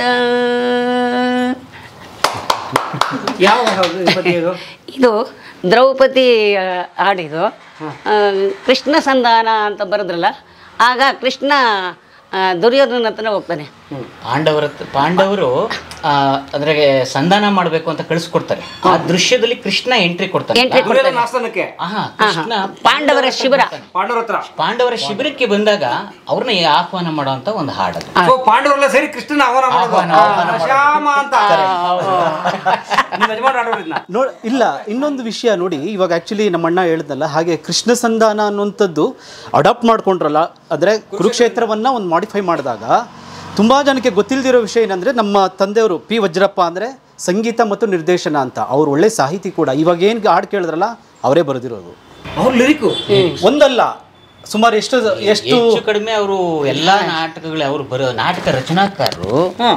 ಬಬ್ರುವಾಹನ ಅಂತ ನಾಟಕ ಬರೆದ್ರು, ಕೃಷ್ಣ ಸಂಧಾನ ಬರೆದ್ರು, ಕರಾಳ ರಾತ್ರಿ ಬರೆದ್ರು, ದುರಂತಕರ್ಣ ಬರೆದ್ರು, ಆಮೇಲೆ ಕೌರವೇಶ್ವರ ಅಂತ ಬರೆದ್ರು. ಹೀಗೆ ಎಲ್ಲ ನಾಟಕಗಳ ರಚನಾಕಾರರು ಅವರೇ. ಮತ್ತು ಹಾಡುಗಳನ್ನು ತುಂಬ ಚೆನ್ನಾಗಿ, ಇವಾಗ ಏನು ಕೇಳಿದ್ರಲ್ಲ, ಈ ಥರದ ಸಾವಿರಾರು ಹಾಡುಗಳನ್ನು, ಸಾವಿರಾರು ನೂರಾರಲ್ಲ ಸಾವಿರಾರು ಹಾಡುಗಳನ್ನು ಅವರೇ ಬರೆದು ಸಂಗೀತ ಸಂಯೋಜನೆ ಮಾಡಿದ್ದಾರೆ. ಬಹುಮುಖ್ಯವಾಗಿ ಇನ್ನೊಂದು ವಿಷಯ ಏನು ಗೊತ್ತಾ, ಪೌರಾಣಿಕ ನಾಟಕಗಳು ಇಡೀ ರಾತ್ರಿ ಮಾಡ್ತಾ ಇದ್ದಂತಹ ಅಹೋರಾತ್ರಿ. ಬೆಳಗ್ಗೆ 9ಕ್ಕೆ ಮಾಡಿದ್ರೆ 6-7 ಗಂಟೆ, ಒಂದೊಂದ್ಸರಿ ಸೂರ್ಯ ಬಂದ್ರೂ ನಾಟಕ ಮುಗೀತಿರ್ಲಿಲ್ಲ. ಆ ಥರದ್ದು ಸನ್ನಿವೇಶಗಳು ಎಷ್ಟೋ ಕಡೆ ಇರ್ತಿದ್ವು. ಆದರೆ ನಮ್ಮ ತಂದೆಯವ್ರು ಏನು ಮಾಡಿದ್ರು ಅಂದರೆ ಈ ಅವತ್ತಿನ ಟ್ರೆಂಡನ್ನು ಪಲ್ಸನ್ನು ಹಿಡಿದ್ರು ಅಂತ ಹೇಳಿದ್ನಲ್ಲ, ಅವತ್ತಿನ ಟ್ರೆಂಡು ಎಲ್ಲೋ ಒಂದು ಕಡೆ ಅಷ್ಟು ನಾವಿವತ್ತೇನಂತ ಇದ್ದೀವಿ, ಟೈಮ್ ಇಲ್ಲ, ನಮ್ಗೆ ಜಾಸ್ತಿ ನೋಡೋಕ್ಕಾಗಲ್ಲ ಅನ್ನೋ ಒಂದು ಟ್ರೆಂಡು ಇತ್ತು. ಈಗೆಲ್ಲ ಶಾರ್ಟ್ಸ್ ರೀಲ್ಸ್ ಆ ಥರ ಬಂದ್ಬಿಡ್ತಲ್ಲ. ಅದೇ ಥರ ಯೋಚನೆ ಮಾಡಿದ್ದಾರೆ. ಅವಾಗೇನಾಯ್ತು ಅಂದರೆ ಪೌರಾಣಿಕ ರಂಗಭೂಮಿ ಅಂದರೆ ದೊಡ್ಡ ಇದು ರೀ, ಯಾಕೆಂದರೆ ಇಡೀ ರಾತ್ರಿ ಅನ್ನೋದು ಹವ್ಯಾಸಿ ರಂಗಭೂಮಿಯಲ್ಲಿ 1 ಗಂಟೆ 2 ಗಂಟೆ ನಾಟಕಗಳನ್ನು ಮಾಡೋರು. ಪೌರಾಣಿಕ ರಂಗಭೂಮಿನ ಇದು ಈ ಸ್ಪರ್ಧಾತ್ಮಕ ನಾಟಕಗಳಿಗೆ ಬೇಡ, ಅದು ಆಗೋದಿಲ್ಲ, ಯಾಕೆಂದ್ರೆ ಇಡೀ ರಾತ್ರಿ ಮಾಡಬೇಕು ಅಂತಿದ್ರು. ನಮ್ಮ ತಂದೆಯವರು ಚಾಲೆಂಜಾಗಿ ತೊಗೊಂಡು ಏನು ಮಾಡಿದ್ರು, 1 ಅವರ್ಗೆ ನಾಟಕ ರಚನೆ ಮಾಡೋದು. ಇಡೀ ನಾಟಕವನ್ನು ಬರೀ 1 ಅವರಲ್ಲಿ, ಕರಾಳ ರಾತ್ರಿನ ನಾಟಕ ಬರೀ 1-1.5 ಗಂಟೆಯಲ್ಲಿ ಅಫಿಷಿಯಲ್ಸ್ ಕೈಲಿ, ಯಾರು ವಿಧಾನಸೌಧದ ಸೆಕ್ರೆಟ್ರಿಯೇಟ್ ಅಫಿಷಿಯಲ್ಸ್ ಕೈಲಿ ಮಾಡಿಸಿದ್ರು. KGF ಕ್ಲಬ್, ವಿಧಾನಸೌಧದ ಸೆಕ್ರೆಟ್ರಿಯೇಟ್ ಕ್ಲಬ್ ಅವರು, ಆಮೇಲೆ BMTC ಇವರು, NGO, ಇಂಥವ್ರ ಕೈಲೆಲ್ಲನೂ ಜನಸಾಮಾನ್ಯರ ಕೈಲಿ ಆ ನಾಟಕವನ್ನು ಜನಪ್ರಿಯಗೊಳಿಸ್ಬಿಟ್ರು. ಸೊ ಪೌರಾಣಿಕ ನಾಟಕವನ್ನು ಈಸಿ ಮಾಡಿಬಿಟ್ರು, ಸಿಂಪ್ಲಿಫೈ ಮಾಡಿಬಿಟ್ರು. ಅಂದರೆ ದೊಡ್ಡ ಇದೇನು ಬೇಡ. ಆಮೇಲೆ ನಮ್ಮ ತಂದೆಯವ್ರದ್ದು ಭಾಳ ಸ್ಪೆಷಾಲಿಟಿ ಏನಂದರೆ, ಪೌರಾಣಿಕ ನಾಟಕದ ಒಂದು ಕಲ್ಚರ್ ಏನಿರುತ್ತೆ ಅಂದರೆ, ಎಲ್ಲರೂ ಅವ್ರವ್ರ ಹಣ ಹಾಕಿ, ನಾನು ಕೃಷ್ಣ ಮಾಡ್ತೀನಿ, ನಾನೊಂದು 20,000, ನಾನು ದುರ್ಯೋಧನ ಮಾಡ್ತೀನಿ, ನಾನು ಈ ಥರದ್ದು ಒಂದೊಂದು ಹಣವನ್ನು ಸಂಗ್ರಹಿಸಿ ಒಂದೊಂದು ನಾಟಕಗಳನ್ನು ಮಾಡ್ತಾರೆ. ಆದರೆ ನಮ್ಮ ತಂದೆಯವ್ರದ್ದೊಂದು ಕಟ್ನಿಟ್ಟು ವಿಷಯಗಳಿದ್ವು ಒಂದಷ್ಟು. ನೀವು ದುಡ್ಡು ಹಾಕಿರ್ಬೋದು, ಏನೇ ಮಾಡಿರ್ಬೋದು, ನಾಟಕಕ್ಕೆ ಚ್ಯುತಿ ತರಬಾರ್ದು. ಅದಕ್ಕೆ ಅವ್ರು ಏನನ್ನೋರು, ನೀವು ಒಂದು ದೃಶ್ಯದಲ್ಲಿ ಮಿನಿಮಮ್ 2ರಿಂದ 3 ಇಲ್ಲ 4 ಸಾಂಗ್ ಚೆನ್ನಾಗಿದೆ ಧ್ವನಿ, 4 ಸಾಂಗ್ ಹಾಡಿ ಅಷ್ಟೇ, ಅದ್ರ ಮೇಲೆ ಹಾಡಂಗಿಲ್ಲ. ದುಡ್ಡು ಕೊಟ್ಟಿದ್ದೀನಿ ಅಂತ ರೀ ಮೇಷ್ಟ್ರೆ ಹಾಕ್ರಿ ಒಂದು ಹಾಡು ಅನ್ನಂಗಿಲ್ಲ. ನಮ್ಮ ತಂದೆ ಮುಂದೆ ಮಾತಾಡ್ಸಿದ್ ನೋಡಿಲ್ಲ ನೋಡಿ. ಅವ್ರದ್ದು ಒಂದು ಭಾಳ ಮುಖ್ಯವಾದ ವಿಷಯ ಏನಂದರೆ, ಅವರು ರಿಹರ್ಸಲ್ ಮಾಡ್ತಾ ರೀತಿ ಇದೆಯಲ್ಲ, ಭಾಳ ಸ್ಪೆಷಲ್. ಅದು ಭಾಳ ರಿಹರ್ಸಲ್ ನೋಡೋಕೆ ಬರೋರು. ಆ ಧ್ವನಿನೂ ಹಾಗೆ ಇತ್ತು, ಏಯ್ ಅನ್ನೋರು. ಆ ಧ್ವನಿ ಹಂಗೆ ಗಟ್ಟಿ ಧ್ವನಿ. ಆ ಗಟ್ಟಿ ಧ್ವನಿಯಲ್ಲಿ ಅವ್ರು ಏನು ಮಾಡೋರು ಅಂದರೆ, ಯಾರಾದರೂ ಇದು ಮಾಡಿದ್ರೆ ಏನ್ರಿ ಮಾಡ್ತೀರಾ ಅಂದ ತಕ್ಷಣ ಎದುರು ಬಿಡೋರು ಅವರು. ಅದಕ್ಕೆ ಬರೋವಾಗಲೇ ಪ್ರಿಪೇರ್ ಆಗಿಬಿಟ್ಟು ಬರೋರು. ನಾವು ಹುಷಾರಾಗಿ ಮಾಡಬೇಕು, ಡೈಲಾಗ್ಸ್ ಎಲ್ಲ ಕರೆಕ್ಟ್ ಕಲ್ತ್ಕೊಬರ್ಬೇಕು. ಅಂದರೆ ಆ ಶಿಸ್ತನ್ನು ಬಿಡ್ತಿರ್ಲಿಲ್ಲ. ಅವ್ರು ಹಣ ಹಾಕಿದ್ದಾರೆ ಅಂತ ಅವ್ರು ಹೇಳ್ದಂಗೆ ಮಾಡ್ತಿರ್ಲಿಲ್ಲ. ಅದರಲ್ಲಿ ಭಾಳ ಸ್ಟ್ರಿಕ್ಟು. ಅಂದರೆ ಅವ್ರು ಏನು ಮಾಡೋರು, ರಿಹರ್ಸಲ್ ಮಾಡುವಾಗ ಬೇರೆ ಮಾಸ್ಟರ್ಗಳು ಅಲ್ಲಿವರೆಗೂ ಏನಿತ್ತು ಅಂದರೆ, ಹಾರ್ಮೋನಿಯಂ ನೋಡಿಸ್ಬಿಟ್ಟು ಅವ್ರು ಸಂಗೀತ ನೋಡಿಸ್ಬಿಟ್ಟು ಕೂತ್ಕೋಬೇಕಿತ್ತು. ನಮ್ಮ ತಂದೆಯವರು ಪೆಟ್ಟಿ ಬಿಟ್ಟು ಬಂದು ಅಲ್ಲಿ ನಿಂತು ಸಂಭಾಷಣೆ, ದೃಶ್ಯ ಹೇಗೆ ಅಭಿನಯಿಸಬೇಕು, ದುರ್ಯೋಧನ ಹೆಂಗೆ ನಿಂತ್ಕೋಬೇಕು, ಭೀಮ ಹೆಂಗೆ ನಿಂತ್ಕೋಬೇಕು, ಅರ್ಜುನ ಹೆಂಗೆ ನಿಂತ್ಕೋಬೇಕು, ಕೃಷ್ಣ ಹೆಂಗೆ ಸಾಫ್ಟಾಗಿ ನಗಬೇಕು, ಹೇಗಿರಬೇಕು, ಇದನ್ನು ಅವರು ಜಸ್ಟ್ ಅದನ್ನು ಕ್ಲಾರಿಫೈ ಮಾಡಿ ಅದನ್ನು ಹೇಳ್ತಿದ್ದ ರೀತಿ ಇದೆಯಲ್ಲ, ಅದು ಭಾಳ ಸ್ಪೆಷಲ್. ಅಂದರೆ ಪೌರಾಣಿಕ ರಂಗಭೂಮಿಯಲ್ಲಿ ನಟನೆ ಇಲ್ಲ ಅಂತ ಭಾಳ ಜನರು ಮೂಗು ಮುರಿತಿದ್ರು. ಅಷ್ಟೇ. ಆಮೇಲೆ ಮೈಕ್ ಮುಂದೆ ನಿಂತ್ಕೊಂಡು ಹಿಂಗೋಗಿ ಹಾಡ್ತಿದ್ರು. ಆದರೆ ಹಾಡ್ತಾ ನಟಿಸ್ಬೇಕು, ಭಾವಗಳು ಸಂಗೀತದ ಜೊತೆಯಲ್ಲಿ ಬೆರಿಬೇಕು ಅನ್ನೋದು ನಮ್ಮ ತಂದೆಯವರು ಬಹಳ ದೊಡ್ಡ ಕಾನ್ಸೆಪ್ಟ್. ಒಂಥರ ಹೇಳಬೇಕು, ಆಲ್ರೌಂಡರ್ ಬಹುಮುಖ ಪ್ರತಿಭೆ, ಬರಹಗಾರ, ನಟ, ನಿರ್ದೇಶಕ, ಸಂಗೀತಗಾರ. ಹೌದು. ಹಾಗಾಗಿ ಪ್ರತಿಯೊಂದು ಇಂಚು ಗೊತ್ತಿತ್ತು ಅವ್ರಿಗೆ, ಎಲ್ಲಿ ಮಿಸ್ಟೇಕ್ಸ್ ಆಗುತ್ತೆ ಅನ್ನೋದು ಗೊತ್ತಿತ್ತು. ಇನ್ನೊಂದೇನಾಗ್ತಿತ್ತು, ನಾಟಕಗಳನ್ನು ಮಾಡಬೇಕು ಇಷ್ಟು ಡಿಸಿಪ್ಲಿನ್ ಅಂದರೆ, ಹಿಂದೆ ಬ್ಯಾಕ್ ಗ್ರೌಂಡಲ್ಲಿ ಸೈಕ್ಲೋರೋಮಲ್ಲಿ ಯಾರು ಹಿಂಗೆ ನಡ್ಕೊಂಡು ಹೋಗ್ಬಿಡ್ತಾವ್ರು. ಪೌರಾಣಿಕ ನಾಟಕಗಳಲ್ಲಿ ಶಿಸ್ತಿರ್ತಿರ್ಲಿಲ್ಲ ಅನ್ನೋ ಒಂದು ಮೂಗು ಮುರಿತಿದ್ರು. ತುಂಬಾ ಜನ ಕೂತಿರೋರು ಸೈಡ್ ವಿಂಗಲ್ಲಿ ನಿಂತ್ಕೊಂಡು ಏನವರು ಮುಂದೆ ನಾಟಕ ನಡೀತಾ ಇರುತ್ತೆ, ಬಟ್ ಹಿಂದೆ ಅವ್ರ ಪಾಡಿಗೆ ಅವ್ರು ಹೋಗ್ಬಿಡೋದು. ನಮ್ಮ ತಂದೆಯವ್ರು ಏನ್ ಮಾಡ್ಬಿಡೋರು ಗೊತ್ತಾ, ಇಲ್ಲಿಂದಾನೆ ಹಾರ್ಮೋನಿಯಂ ನುಡಿಸ್ತಿದ್ರಲ್ಲ, ಏನ್ ಬಿಡೋರು ಇಲ್ಲಿಂದ ಧ್ವನಿ ಇಡೀ ಕಲಾಕ್ಷೇತ್ರದಲ್ಲಿ ಏನಾಗ್ಬಿಡ್ತಾರೆ. ರವೀಂದ್ರ ಕಲಾಕ್ಷೇತ್ರದಲ್ಲಿ ಅವರಲ್ಲಿ ಹಿಂದೆ ಹೋಗ್ತಿದ್ದೀವಿ, ಇವ್ರು ಅಂದ ತಕ್ಷಣ ಎದುರು ಬಿಟ್ಟು ಎಷ್ಟೋ ಜನ ಹಂಗೆ ಎಲ್ಲಿಂದ ಹಂಗೆ ಓಡೋಗ್ಬಿಡೋರು. ವಜ್ರಪ್ಪನವ್ರಪ್ಪ ಬೇಡಪ್ಪ ಬೈದು ಬಿಡ್ತಾರೆ. ಅಂದರೆ ಮನಸ್ಸು ಹೂವು, ಕೆಲಸ ಚೆನ್ನಾಗಾಗಬೇಕು ಅನ್ನೋದಷ್ಟೇ ಅವರ ಒಂದು ಇಂಟೆನ್ಷನ್. ಇವತ್ತು ವಜ್ರ, ಧ್ವನಿ ವಜ್ರ, ನೋಟ ನಿಲುವು ವಜ್ರ, ಮನಸ್ಸು ಮಲ್ಲಿಗೆ. ಈ ಮಾತನ್ನು ಆ್ಯಕ್ಚುಲಿ ಹಂಸಲೇಖ ಅವರು ಹೇಳ್ತಿದ್ರು. ಇದೇ ಮಾತನ್ನು ಯಾವುದೋ ಒಂದು ಇದಕ್ಕೆ ಅವ್ರಿಗೆ ಒಂದು ಇಂಟ್ರೊಡಕ್ಷನ್ ಕೊಡಬೇಕು ಅಂತ ಕರೆದಿದ್ವಿ, ಒಂದು ಆಡಿಯೋ ಕ್ಯಾಸೆಟ್ಗೆ. ಆ ಸ್ಟುಡಿಯೋಗೆ ಬಂದಾಗ ನಮ್ಮ ತಂದೆಯವ್ರನ್ನ ಮತ್ತೊಬ್ಬರಿಗೆ ಪರಿಚಯ ಮಾಡಿಕೊಟ್ರು ಹಂಸಲೇಖ ಸರ್. ಅವರು ಆವಾಗ ಹೇಳಿದ್ರು, ವಜ್ರಪ್ಪ ಅಂತ ಇವ್ರ ಹೆಸರಿಗೆ ಮಾತ್ರ ವಜ್ರ ಇದೆ, ಬಟ್ ಮನಸ್ಸು ಹೂವಿಗಿಂತನೂ ತುಂಬ ಮೃದು ಅಂತ. ಅಂದರೆ ನಮ್ಮ ತಂದೆನೂ ತುಂಬ ನೋಡಿಕೊಂಡು, ಅಂದರೆ ಅವ್ರು ನಮ್ಮ ತಂದೆಯವ್ರ ಹತ್ರ ಮ್ಯಾಂಡಲಿನ್ ಇಷ್ಟ ಆಗಿದ್ರು, ಹಂಸಲೇಖ ಸರ್.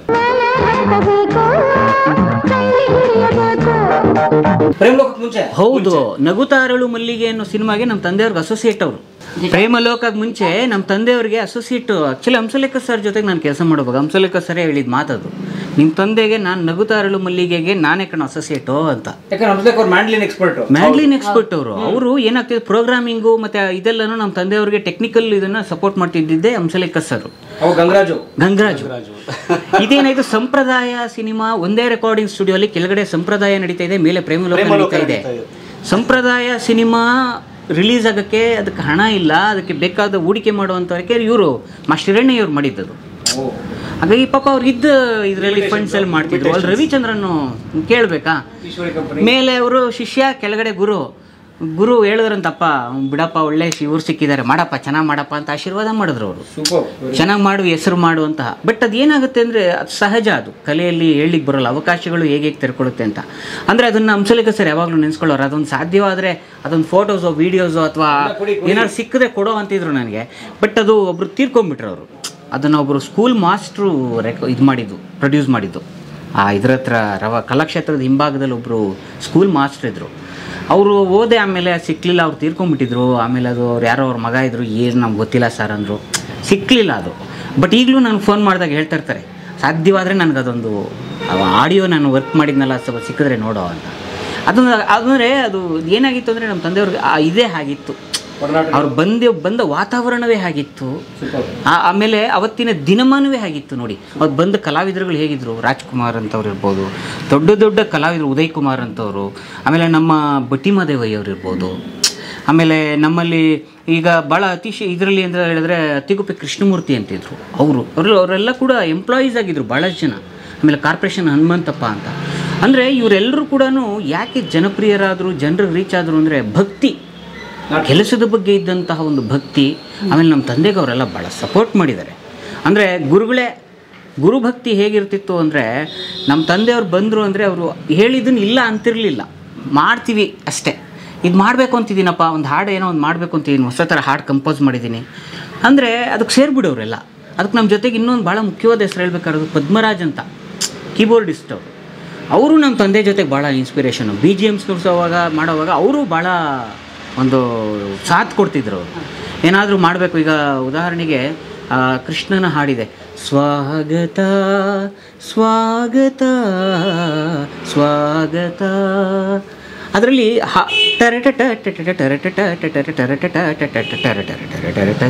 ಭಾಮಿನಿ ರುಕ್ಮಿಣಿ ಬಾನನ್ನ ಮನತಣಿ ಮೋಹನ ಮುರಳಿ ಗಾನವಾರಿದಿ ಮೃದು ಮಧುರಾದರ ಸುಮಧುರ ಭಾಷಿಣಿ, ಮೃದು ಮಧುರಾಧರ ಸುಮಧುರ ಭಾಷಿಣಿ, ಮಾಧವ ಹೃದಯ ಮಹದಾನಂದ ರೂಪಿಣಿ, ಮಾಧವ ಹೃದಯ ಮಹದಾನಂದ ರೂಪಿಣಿ, ಭಾಮಿನಿ ರುಕ್ಮಿಣಿ ಟಟ್ ಅಂದರೆ ಅಲ್ಲಿಂದ ಟೈಮೇ ಕೊಡ್ತಿರ್ಲಿಲ್ಲ. ರಂಜಿಸೋದು ಹೇಗೆ ನಮ್ಮ ತಂದೆಯವ್ರ ಮ್ಯೂಸಿಕ್ ಕಂಪೋಸಿಷನ್ ಅಂದರೆ ಆ ಟೈಮಿಂಗು ಪಲ್ಲವಿ ಮುಗಿತಿದ್ದಂಗೆ ಟೈಮ್ ಕೊಡ್ತಿರ್ಲಿಲ್ಲ. ಎಂಗೇಜ್ ಮಾಡ್ಬಿಡೋರು ಜನರು. ಅಂದರೆ ಅದೊಂದು ಲೀಜರ್ ಪೀರಿಯಡ್ ಇರುತ್ತೆ. ಇವಾಗ ಒಂದು ಪಲ್ಲವಿ ಮುಗಿಯುತ್ತೆ, ಪಲ್ಲವಿ ಮುಗಿದಿದ ತಕ್ಷಣ ಆ ಮ್ಯೂಸಿಕಲ್ ಬರುತ್ತಲ್ಲ, ಆವಾಗ ಅನ್ಕೊಳ್ಳೋದು ಆಡಿಯನ್ಸ್ ತಿರುಗಬಾರ್ದು ಅಂತ ಅವ್ರ ಉದ್ದೇಶ. ಇವಾಗ ಹಾಡು ಪಲ್ಲವಿ ಮುಗೀತು, ಪಲ್ಲವಿ ಮುಗಿದ ತಕ್ಷಣ ಆ ಮ್ಯೂಸಿಕಲ್ಲೇ ಅವ್ರನ್ನ ಹಿಡಿದಿಡಬೇಕು, BGM ಅಲ್ಲಿ ಅವ್ರನ್ನ ಹಿಡಿದಿಡಬೇಕು. ಹಂಗಿರ್ಬೇಕು ಅಂತಂದ್ರೆ ಅದು ಮೆಲೋಡಿಯಸ್ ಆಗಿರಬೇಕು, ಅಟ್ ದ ಸೇಮ್ ಟೈಮ್ ಅದು ಎಂಟರ್ಟೈನಿಂಗ್ ಆಗಿರಬೇಕು, ಇರಬೇಕು. ಈ ಪಾಯಿಂಟ್ಸ್ ಗಳನ್ನ ಇಟ್ಕೊಂಡು ಕದ್ಲಾಕ್ ಬಿಡ್ತಾ ಇರ್ಲಿಲ್ಲ ಆ ಕಡೆ ಈ ಕಡೆ. ಈಗ ನನ್ನ ಮಕ್ಕಳು ಹೇಳಿದ ಮಾತನ್ನ ಪ್ರತಿಯೊಬ್ಬ ಕಲಾವಿದರು ಮುಂದಿನ ಪೀಳಿಗೆಗೆ, ವಜ್ರಪ್ಪನವರಿಲ್ಲ ಆದರೂ ಅವರನ್ನು ನೆನೆಸ್ಕೊಂಡಾಗಲಿ ಆ ಕಲೆ ಅನ್ನೋದನ್ನು ಯಾವ ರೀತಿ ಉಳಿಸ್ಬೇಕು ಅನ್ನೋದನ್ನು ನಮ್ಮ ಗುರುಗಳು, ಮಾಸ್ಟ್ರು, ಯಾವ ಮಾಸ್ಟ್ರ್ ಆದರೂ ನಮಗೆ ಅವ್ರ ಗುರುಗಳೇ. ಅವರು ಪ್ರತಿಯೊಬ್ಬ ಕಲಾವಿದ್ರು ಅದನ್ನು ಅರ್ಥ ಮಾಡಿಕೊಂಡು ಕೃಷ್ಣ ಅಂದರೆ ಏನು, ದುರ್ಯೋಧನ ಅಂದರೆ ಏನು, ಭೀಮ ಅಂದರೆ ಏನು ಅನ್ನೋದನ್ನು ಅರ್ಥ ಮಾಡಿಕೊಂಡು ಪ್ರತಿಯೊಬ್ಬರಿಗೂ ಹೇಳ್ಕೊಟ್ಕೊಂಡು ಪೌರಾಣಿಕ ನಾಟಕ ಉಳಿಸ್ಲಿ, ಅಳಿಸೋದು ಬೇಡ. ಆಮೇಲೆ ಬೇರೆ ಎಲ್ಲ ಅದು ಇದು ಏನಾದರೂ ಮಾಡಿಕೊಂಡು ನಮ್ಮ ನಾಟಕಕ್ಕೆ ಕೆಟ್ಟ ಹೆಸರು ಬರೋದು ಬೇಡ ಅಲ್ವರಾ? ಯಾವನವನ ಮೇಷ್ಟ್ರೆ ಬರ್ರಿ ಅಂತ ಜನಗಳು, ನಮ್ಮ ಕಲಾವಿದರುಗಳು ಕೂಡ ಪಾಪ ಗುರುಗಳವರು ಆ ಸ್ಥಳದಲ್ಲಿ ಕೂತಾಗ ಅವರು ಗುರು. ಆ ಗುರು ಕಾಣಿಕೆ ನಾವು ಏನು ಮಾಡಿದ್ರೂ ಸಾಲದು, ಕೊಡೋಕೆ ಕುಂತು ಆಗದೇ ಇದ್ರೂ ಪರವಾಗಿಲ್ಲ. ಅಂದರೆ ನಾವು ಡ್ರಿಂಕ್ಸ್ ಮಾಡಿ ಪಾತ್ರಗಳು ಮಾಡಿ ಬರೋ ಮೇಷ್ಟ್ರೆ ನೀನು ಸರಿಯಾಗಿ ನುಡಿಸ್ಲಿಲ್ಲ, ನೀನು ನುಡ್ಸು ಅದು ಮಾಡು, ಅದೆಲ್ಲ ಬಿಟ್ಟು ಪೌರಾಣಿಕ ನಾಟಕವನ್ನು ಅಚ್ಚುಕಟ್ಟಾಗಿ ಮಾಡಿಕೊಂಡು ನಾವು ಇನ್ನೆಷ್ಟು ದಿವಸ ಇರ್ತೀವಿ. ನನಗಾಗಲೇ ಮರುವು, ನಾನೇನಾದರೂ ಆಡ್ತಾ ಇದ್ರೆ ಮರುವು ಆಯಿತು. ನನಗೂ 68-69 ವರ್ಷ, ಗೊತ್ತಾಗಲ್ಲ ಅಷ್ಟೇ. ಎಲ್ಲ ಒಳ್ಳೆ ಮಕ್ಕಳಲ್ವಾ, ಒಳ್ಳೆ ಸೊಸೆ, ಒಳ್ಳೆ ಮಕ್ಕಳು, ಒಳ್ಳೆ ತಮ್ಮ, ಎಲ್ಲ ಚೆನ್ನಾಗಿ ನೋಡ್ಕೊಂಡಿದ್ದಾರೆ. ಒಳ್ಳೆ ಕನ್ನಡಿಗರು ಪ್ರೀತಿಸ್ತಾರೆ. ಹೌದು. ಅಯ್ಯೋ ಅದು ಕಲಾಭಿಮಾನಿಗಳು ಕಲಾವಿದರು ನಮ್ಗೆ ಅನ್ನ ಕೊಟ್ಟು ಇವತ್ತು ನಮ್ಗೆ ಇರೋದಕ್ಕೆ ಮನೆ ಕಟ್ಕೊಡೋದಕ್ಕೆ ಸಹಾಯ ಮಾಡಿದಂಥ ನನ್ನ ಅಪ್ಪಂದಿರು ಕಲಾಭಿಮಾನಿಗಳಿಗೆ ನನ್ನ ದೇವರುಗಳಿಗೆ ನನ್ನ ಅನಂತ ಅನಂತ ವಂದನೆಗಳು ಹೇಳ್ಕೊಂಡು ನಿಮ್ಮನ್ನ ಸುಸ್ವಾಗತ ಮಾಡ್ತೀವಿ. ಬನ್ನಿ.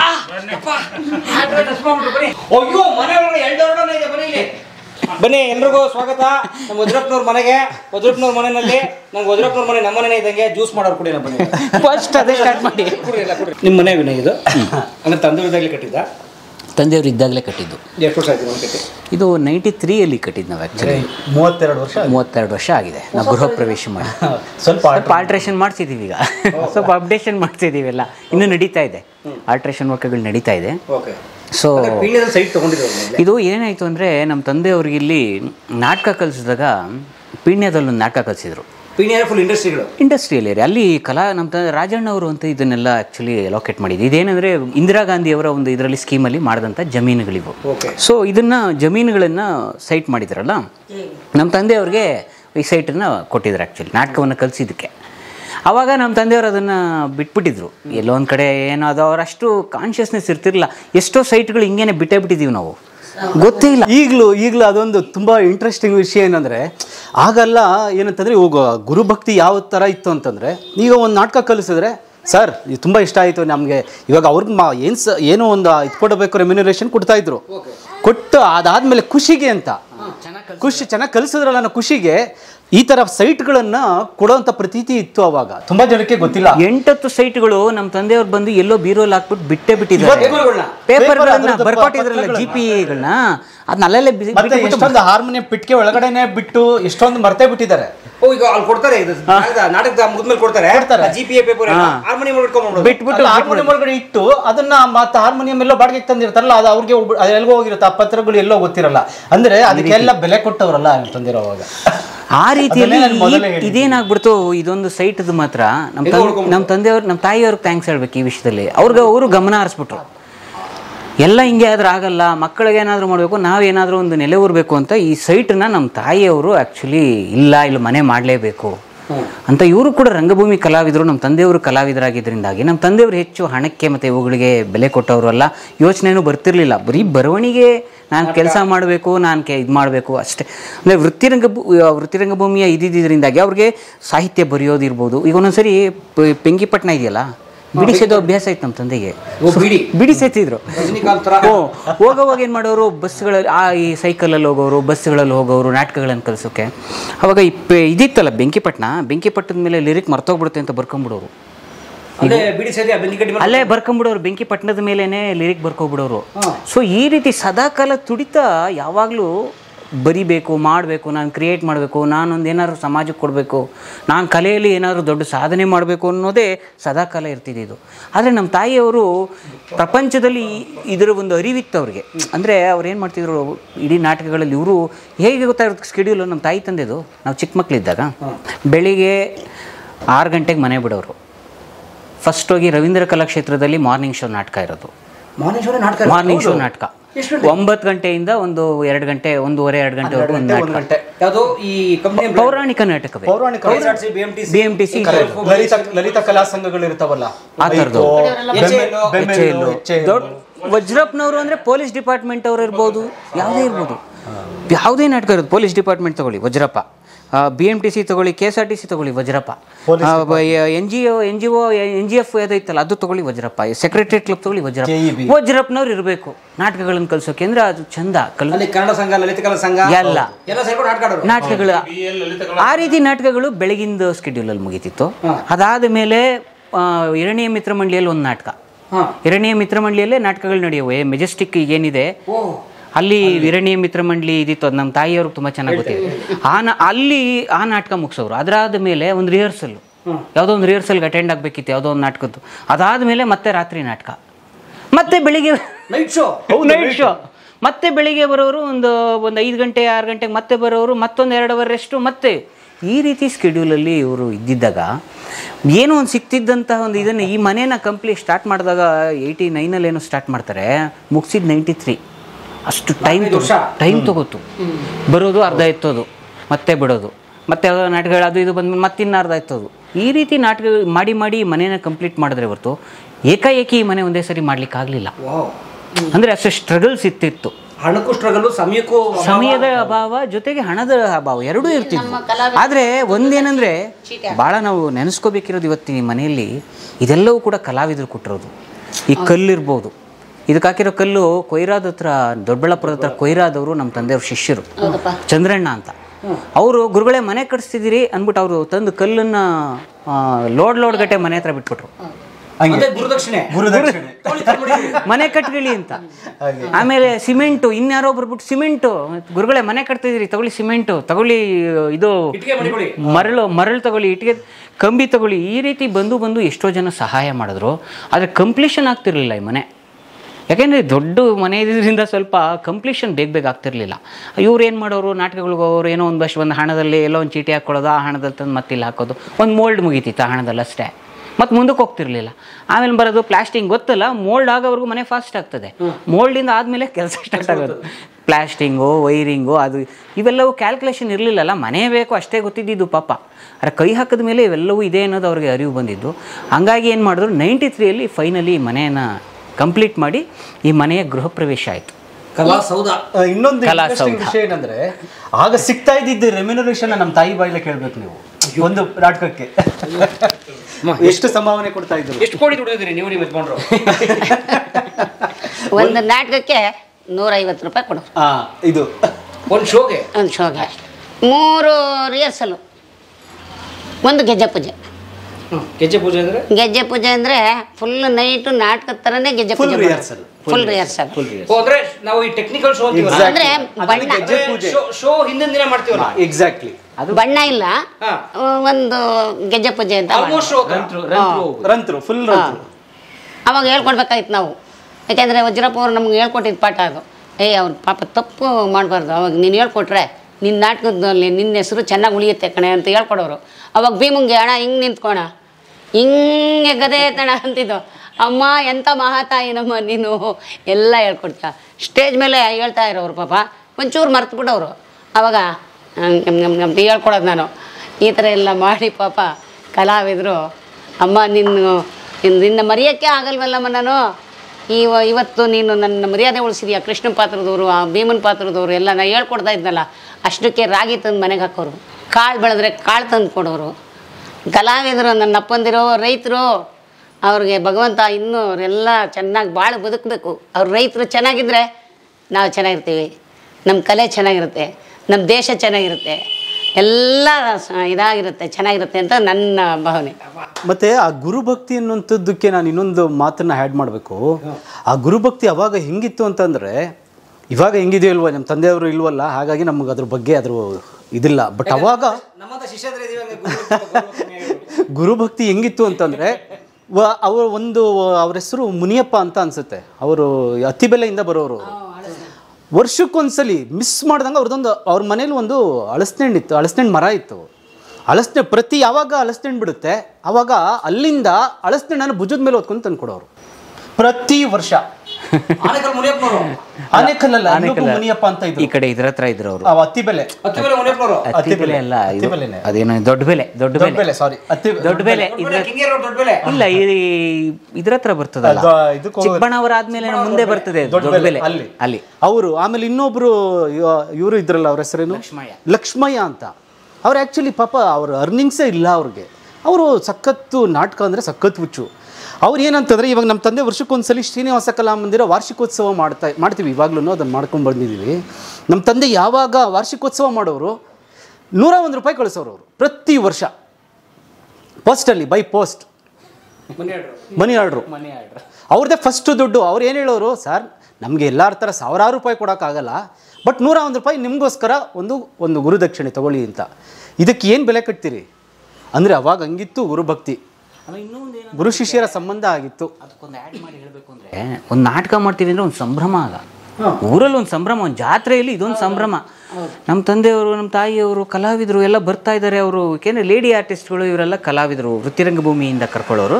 ಇವರೆಲ್ಲರೂ ಹವ್ಯಾಸಿಗಳು, ಅವರವರೇ ಆಯ್ಕೆ ಮಾಡಿಕೊಂಡು ಪಾತ್ರಧಾರಿಗಳು ಪಾತ್ರ ಮಾಡುವಾಗ ಅವ್ರವ್ರ ಮನೆಗಳಲ್ಲಿ ಒಂದು ಸಂಭ್ರಮ. ಇವತ್ತು ಅವ್ರು ಬರ್ತಾ ಇದ್ದಾರೆ, ವಜ್ರಪ್ಪನವ್ರು ಬರ್ತಾ ಇದ್ದಾರೆ, ಅವ್ರ ವೈಫ್ ಅವ್ರು ಬರ್ತಾ ಇದ್ದಾರೆ, ಕಲಾವಿದರು ಬರ್ತಾ ಇದ್ದಾರೆ, ಅವರು ವಾದ್ಯಗೋಷ್ಠಿ ಬರ್ತಾ ಇದೆ ಅಂದರೆ ಅವ್ರಿಗೊಂದು ಊಟ, ನಾನ್ ವೆಜ್ ತಿಂತಿರೋ ವೆಜ್ ತಿಂತಿರೋ ಏನು ತಿಂತಿರೋ ತಂದು ಹಿಂಗೆ ಇಟ್ಬಿಡೋರು. ಆ ರೀತಿ ಅದೊಂದು ಶ್ರೀಮಂತ ಇದು ಬಿಡಿ, ಅದು ಸಂಭ್ರಮ. ಅದು ಬಸ್ ಸ್ಟ್ಯಾಂಡಲ್ಲೇ ವೆಯ್ಟ್ ಮಾಡಿಬಿಡೋರು ಅಲ್ಲಿಂದಾನೆ. ಇನ್ನೊಂದು ಅದಕ್ಕಿಂತಲೂ ಒಂದು ಭಾಳ ವಿಶೇಷ ಏನು ಗೊತ್ತಾ, ಕೇರ್ಪೇಟೆಯಲ್ಲಿ ಒಂದು ನಾಟಕ ಮಾಡಿದ್ರು. ಮಂಡ್ಯ ಕೇರ್ಪೇಟೆಯಲ್ಲಿ. ನಮ್ಮ ತಂದೆಯವರು ಗೊತ್ತಿಲ್ಲ, ಅವರು ಬಸ್ಸಲ್ಲಿ ಇಳಿದ ತಕ್ಷಣ ಒಂದು ಜೀಪ್ ರೆಡಿ ಮಾಡಿಬಿಟ್ಟವ್ರೆ ನಮ್ಮ ತಂದೆಯವ್ರಿಗೆ. ಸರ್ ಹತ್ತಿ ಸರ್ ಅಂದರು. ಅವ್ರು ಹತ್ತಿದ್ರು, ಕೂತ್ಕೊಬಿಡಿ ಸರ್ ನಿಂತ್ಕೊಳ್ಳಿ ಅಂದರು. ಯಾಕೆ ಅಂದರು. ನಿಂತು ಹಾರ ಹಾಕಿದ್ರು. ಈ ರಾಜಕಾರಣಿಗಳು ಇಟ್ಕೊಳ್ಳಲ್ವ ಹಿಂಗೆ ಕೂರಿಸ್ಬಿಟ್ಟು ಅನೌನ್ಸ್ಮೆಂಟು, ವಜ್ರಪ್ಪನವರು ಬರುತ್ತಿದ್ದಾರೆ, ಕರ್ನಾಟಕ ರಾಜ್ಯ ಪ್ರಶಸ್ತಿ ಪುರಸ್ಕೃತರು ಡಾಕ್ಟರ್ ಗುಬ್ಬಿ ವೀರಣ್ಣ ಪ್ರಶಸ್ತಿ ಪುರಸ್ಕೃತರು ವಜ್ರಪ್ಪನವರು ನಮ್ಮ ಊರಿಗೆ ನಾಟಕ ಕಲ್ಸಕ್ಕೆ ಬಂದಿದ್ದಾರೆ, ಎಲ್ಲರೂ ನೋಡಿ ಅಂತ ಕಿಲೋಮೀಟರ್ ಗಟ್ಟಲೆ ಪ್ರೊಸೆಷನ್ ಸ್ಟಾರ್ಟ್ ಆಗ್ಬಿಡ್ತು. ನಮ್ಮ ತಂದೆಯವ್ರಿಗೆ ಶಾಕು, ನೋಡೇ ಇಲ್ಲ ಅವರು. ಇದೇನಿದು ಇಷ್ಟೊಂದು ಜನ, ಅವ್ರಿಗೆ ಏನು ಮಾಡಬೇಕು ಅನ್ನೋದು ಗೊತ್ತಾಗ್ತಿಲ್ಲ, ನರ್ವಸ್ ಆಗ್ತಾ ಇದ್ದಾರೆ ಅವರು.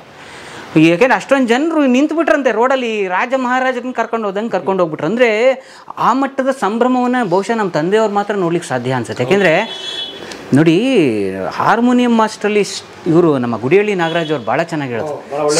ರೈಟ್ರು ಮತ್ತು ಪತ್ರಕರ್ತರು. ಒಂದು ನಾಟಕ ನಿರ್ದೇಶಕರಲ್ಲಿ ಪೌರಾಣಿಕ ರಂಗಭೂಮಿಯಲ್ಲಿ ಎಸ್ಪೆಷಲಿ ಒಂದು ಸ್ಟಾರ್ ವ್ಯಾಲ್ಯೂನ ತಂದುಕೊಟ್ಟವ್ರು ನಮ್ಮ ತಂದೆಯವರು ಅಂತ ಅವರೊಂದು ಬರವಣಿಗೆಯಲ್ಲಿ ಬರ್ತಿದ್ದಾರೆ. ಅಂದ್ರೆ ಈ ಪೌರಾಣಿಕ ನಾಟಕ ನಿರ್ದೇಶನದ ಸೂಪರ್ ಸ್ಟಾರ್ ಇವತ್ತು ನಮ್ಮ ಹೇಳ್ತಾರಲ್ಲ ಸ್ಟಾರ್ ಡೈರೆಕ್ಟರ್. ಎಕ್ಸಾಕ್ಟ್ಲಿ ಚಿತ್ರ ಬ್ರಹ್ಮ ಅಂದಂಗೆ. ಆ ರೀತಿಯಲ್ಲಿ ನಮ್ಮ ತಂದೆಯವ್ರಿಗೆ ಏನಾಗ್ಬಿಡ್ತು ಅಂದರೆ ಎಲ್ಲೊಂದು ಕಡೆ ಸ್ಟಾರ್ ಆಗ್ಬಿಟ್ರು ಅವರು. ಸದಾ ಕಾಲ ಬ್ಯುಸಿ, ಸದಾ ಇದು. ಅವ್ರನ್ನ ಏನು ಮಾಡಿಬಿಟ್ರು, ಎಲ್ಲೋದ್ರೂ ಗುರುತಿಸೋದು. ಅವ್ರಿಗೆ ನಮ್ಮ ತಂದೆಯವ್ರು ಬರ್ತಾರೆ ಅಂದರೆ ಇದೊಂದು ಇನ್ಸಿಡೆನ್ಸ್ ಹೇಳಲೇಬೇಕು. ರಿಹರ್ಸಲ್ ಮಾಡೋಕ್ಕೆ ಅವರು ಜಾವ ಗಾಡಿಯಲ್ಲಿ ಬರ್ತಿದ್ರಂತೆ. ಅದಾದಮೇಲೆ ಫಸ್ಟ್ ಸೈಕಲ್ಲು, ಮೊದಲು ಬಸ್ಸಲ್ಲಿ ಬರ್ತಿದ್ರು, ಸೈಕಲ್ ಆಯಿತು. ಸೈಕಲ್ ಆದಮೇಲೆ ಒಂದು ಜಾವ ಗಾಡಿ ಇತ್ತು ನಮ್ಮ ತಂದೆಯವ್ರದ್ದು. ಡುಡು ಒಂದು ಬರೋರಂತೆ. ಬಂದವರು ಸ್ಟ್ಯಾಂಡ್ ಹಾಕ್ಬಿಟ್ಟು ನಿಂತ್ಕೊಂಡು ಬಂದರೆ ನಮ್ಮ ತಂದೆಯವ್ರಿಗೋಸ್ಕರ ಒಂದು 10 ಜನ ಕಾಯ್ಕೊಂಡು ನಿಂತಿರೋರಂತೆ. ಪಾಪ ಸಣ್ಣ ಪುಟ್ಟವರು ಇವರು. ಅವ್ರು ಬಂದವ್ರಿಗೆಲ್ಲ ಒಂದೊಂದು ಸ್ವಲ್ಪ ಅವ್ರ ಕೈಲಿ ಇದ್ದಷ್ಟು ದುಡ್ಡು ಕೊಟ್ಬಿಡೋದು. ಕಾಯ್ಕೊಂಡು ನಿಂತಿರೋರು ನಮ್ಮ ತಂದೆಯವ್ರು ದುಡ್ಡು ಕೊಡ್ತಾರೆ ಅಂತ. ನಿಜ, ಇದೆಲ್ಲ ಸುಳ್ಳಲ್ಲ. ಮೈಸೂರು ಬ್ಯಾಂಕ್ ಹತ್ರ ನಮ್ಮ ತಂದೆಯವ್ರು ಬರ್ತಾರೆ ಅಂದರೆ ಇವರೊಂದು 8-10 ಜನ ನಿಂತಿರೋರಂತ. ಇದೆಲ್ಲ ನಮ್ಮ ತಾಯಿಯವ್ರು ಹೇಳಿರೋದು ನಮಗೆ. ಏನೋ ಒಂದು ಅವ್ರಿಗೆ ಏನಂದರೆ ಬಡವರು ಇರ್ತಾರೆ, ಏನೋ ಒಂದು ಅವ್ರು ಬಂದಾಗ ವಜ್ರಪ್ಪನವರು ಅಂದರೆ ಖುಷಿ ಪಡ್ತಾರೆ. ಅವ್ರಿಗೆ ನಮ್ಮ ಕೈಲಿದ್ದಿದ್ದು ಏನೋ ಒಂದು ಕೊಡೋಣ ಅಂತ. ಅಂದರೆ ಏನೋ ಇದ್ರ ಥರ ಹಿಂಗೆ ಹಂಚ್ತಿರ್ಲಿಲ್ಲ, ಇದ್ದಿದ್ದಷ್ಟು ಏನೋ ಒಂದು ಕೊಡೋದು. ಅವ್ರು ಕಾಯೋರಂತೆ. ಅಂದರೆ ಎಲ್ಲೋ ಒಂದು ಕಡೆ ಅಂಥದ್ದೊಂದು ಪ್ರಜ್ಞೆ ಇತ್ತು ಅವರಲ್ಲಿ. ನಾನೊಬ್ಬ ಬದುಕಲ್ಲ, ನನ್ನ ಜೊತೆಗೆ ಎಷ್ಟೋ ಜನ ಬದುಕ್ತಿರ್ತಾರೆ, ಅಸಹಾಯಕರಿರ್ತಾರೆ. ರಾಣಿಯಮ್ಮ ಅಂತ ಪಾಪ ಆ ಮೈಸೂರು ಬ್ಯಾಂಕು ಇದರಲ್ಲಿ ಒಂದು ಆಫೀಸ್ ಥರ ಇತ್ತು.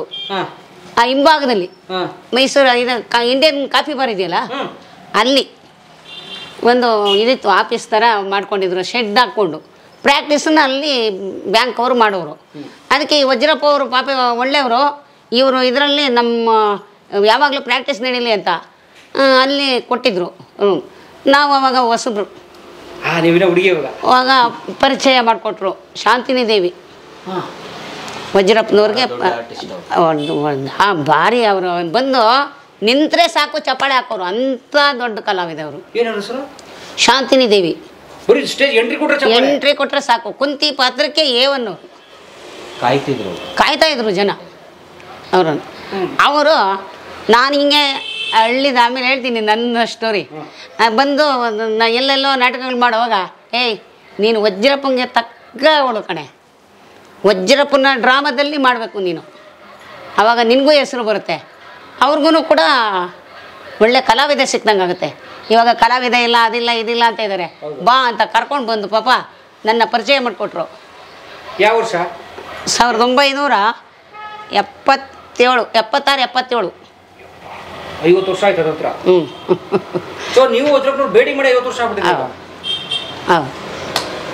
ಮಾತಾಡೋಣ, ವಿವರವಾಗಿ ಮಾತಾಡೋಣ ಬನ್ನಿ. ನೀವು ಅಲ್ಲಿ ಯಾವುದೋ ಒಂದು ಸೂಪರ್ ಹೀರೋಯಿನ್ ಫೋಟೋ ಇದೆ, ತೋರಿಸ್ಬನ್ನಿ ಇಲ್ಲಿ. ಯಾವುದು? ಯಾರು ಹೀರೋಯಿನ್? ಅಯ್ಯೋ, ಇದು ಯಾವುದೋ ಮದುವೆಗೆ ಹೋಗಿದ್ವಿ. ಅದು ಯಾರು? ಅದು ಚಂದ್ರಿಕಾ ವಜ್ರಪ್ಪ. ಯಾರು ಚಂದ್ರಿಕಾ ವಜ್ರಪ್ಪ? ನೀವು? ನಿಮಗೆ ಗೊತ್ತಿರಬೇಕು, ನಿಮಗೆ ಗೊತ್ತಿಲ್ಲದ ಯಾವುದಿದೆ ನೀವು? ಅಯ್ಯೋ ಭಗವಂತ. ನೀವು ಒಳ್ಳೊಳ್ಳೆ ಸ್ನೇಹಿತರೆ. ನಮ್ಮ ವಜ್ರಪ್ಪನವ್ರ ಪತ್ನಿ ನೋಡಿ, ಚಂದ್ರಿಕಾ ಅವ್ರು ಹಿಂಗಿದ್ದಾರೆ. ಮೊದಲು ನೀವು ಅವಾಗ ಸೆಕೆಂಡ್ ಮಂಜುಳಾ ಅನ್ನೋರು. ನಾನು ಧನಲಕ್ಷ್ಮಿ ಶೂಟಿಂಗ್ ಹೋಗಿದ್ದೆ. ಧನಲಕ್ಷ್ಮಿ ಪಿಕ್ಚರ್, ಹೌದು, ಸೂಪರ್ ಹಿಟ್. ಅವಾಗ ಶ್ರೀನಾಥ್ ಅಣ್ಣವರು ನಿಮ್ಮ ಮಗಳು ಸೆಕೆಂಡ್ ಮಂಜುಳಾ ಆಗ್ತಾರೆ ಅಂತ ಹೇಳಿದ್ದು, ಇವಾಗ ಚೆನ್ನಾಗಿ ನೆನಪಿದೆ.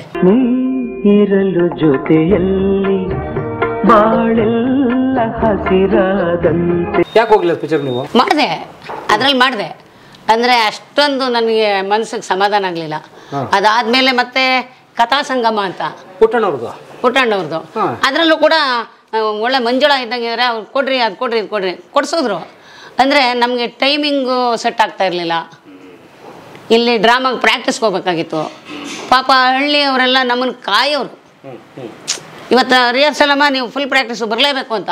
ನಾವಿಲ್ಲಿ ಶೂಟಿಂಗಲ್ಲಿ ಕೂತ್ಕೊಂಡ್ರೆ ಅಂದರೆ ಇದನ್ನು ಬಿಟ್ಟು ಅದನ್ನು ಮಾಡಬೇಕಾಗಿತ್ತು. ಮಾಡಿದ್ದಿದೆ ಯಾವ್ದಾರ ಒಂದು ಆಯ್ಕೆ ಮಾಡ್ಕೋಬೇಕು.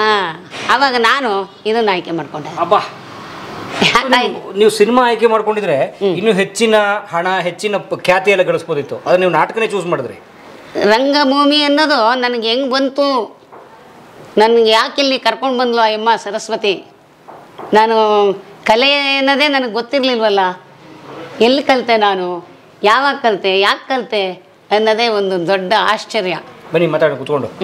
ಘನ ಶ್ಯಾಮ ಸುಂದರ ನವಲೋಕ ಪೂಜಿತ, ಘನ ಶ್ಯಾಮ ಸುಂದರ ನವಲೋಕ ಪೂಜಿತ. ಕಲಾ ಮಾಧ್ಯಮದ ಎಲ್ಲಾ ಎಪಿಸೋಡುಗಳು ನಿಮಗೆ ಸಿಗಬೇಕು ಅಂತಂದ್ರೆ ಕಲಾ ಮಾಧ್ಯಮ ಯೂಟ್ಯೂಬ್ ಚಾನೆಲ್ನ ಸಬ್ಸ್ಕ್ರೈಬ್ ಮಾಡಿ, ಬೆಲ್ ಐಕಾನ್ನ ಕ್ಲಿಕ್ ಮಾಡಿ, ತಪ್ಪದೇ ಮಾಡಿ. ಈ ವಿಡಿಯೋ ನೋಡಿದ್ದಕ್ಕೆ ನಿಮಗೆ ತುಂಬ ಧನ್ಯವಾದಗಳು. ಪುಸ್ತಕಗಳನ್ನು ಓದು ಮನಸ್ಸನ್ನು ಅರಳಿಸುತ್ತೆ, ಬುದ್ಧಿಯನ್ನು ಚುರುಕು ಮಾಡುತ್ತೆ, ಕಾಣದ ಹೊಸ ಲೋಕವನ್ನು ಪರಿಚಯಿಸುತ್ತೆ. ಹಾಗಾಗಿ ಓದುವ ಸಂಸ್ಕೃತಿ ಹೆಚ್ಚಾಗ್ಲಿ. ಧನ್ಯವಾದ.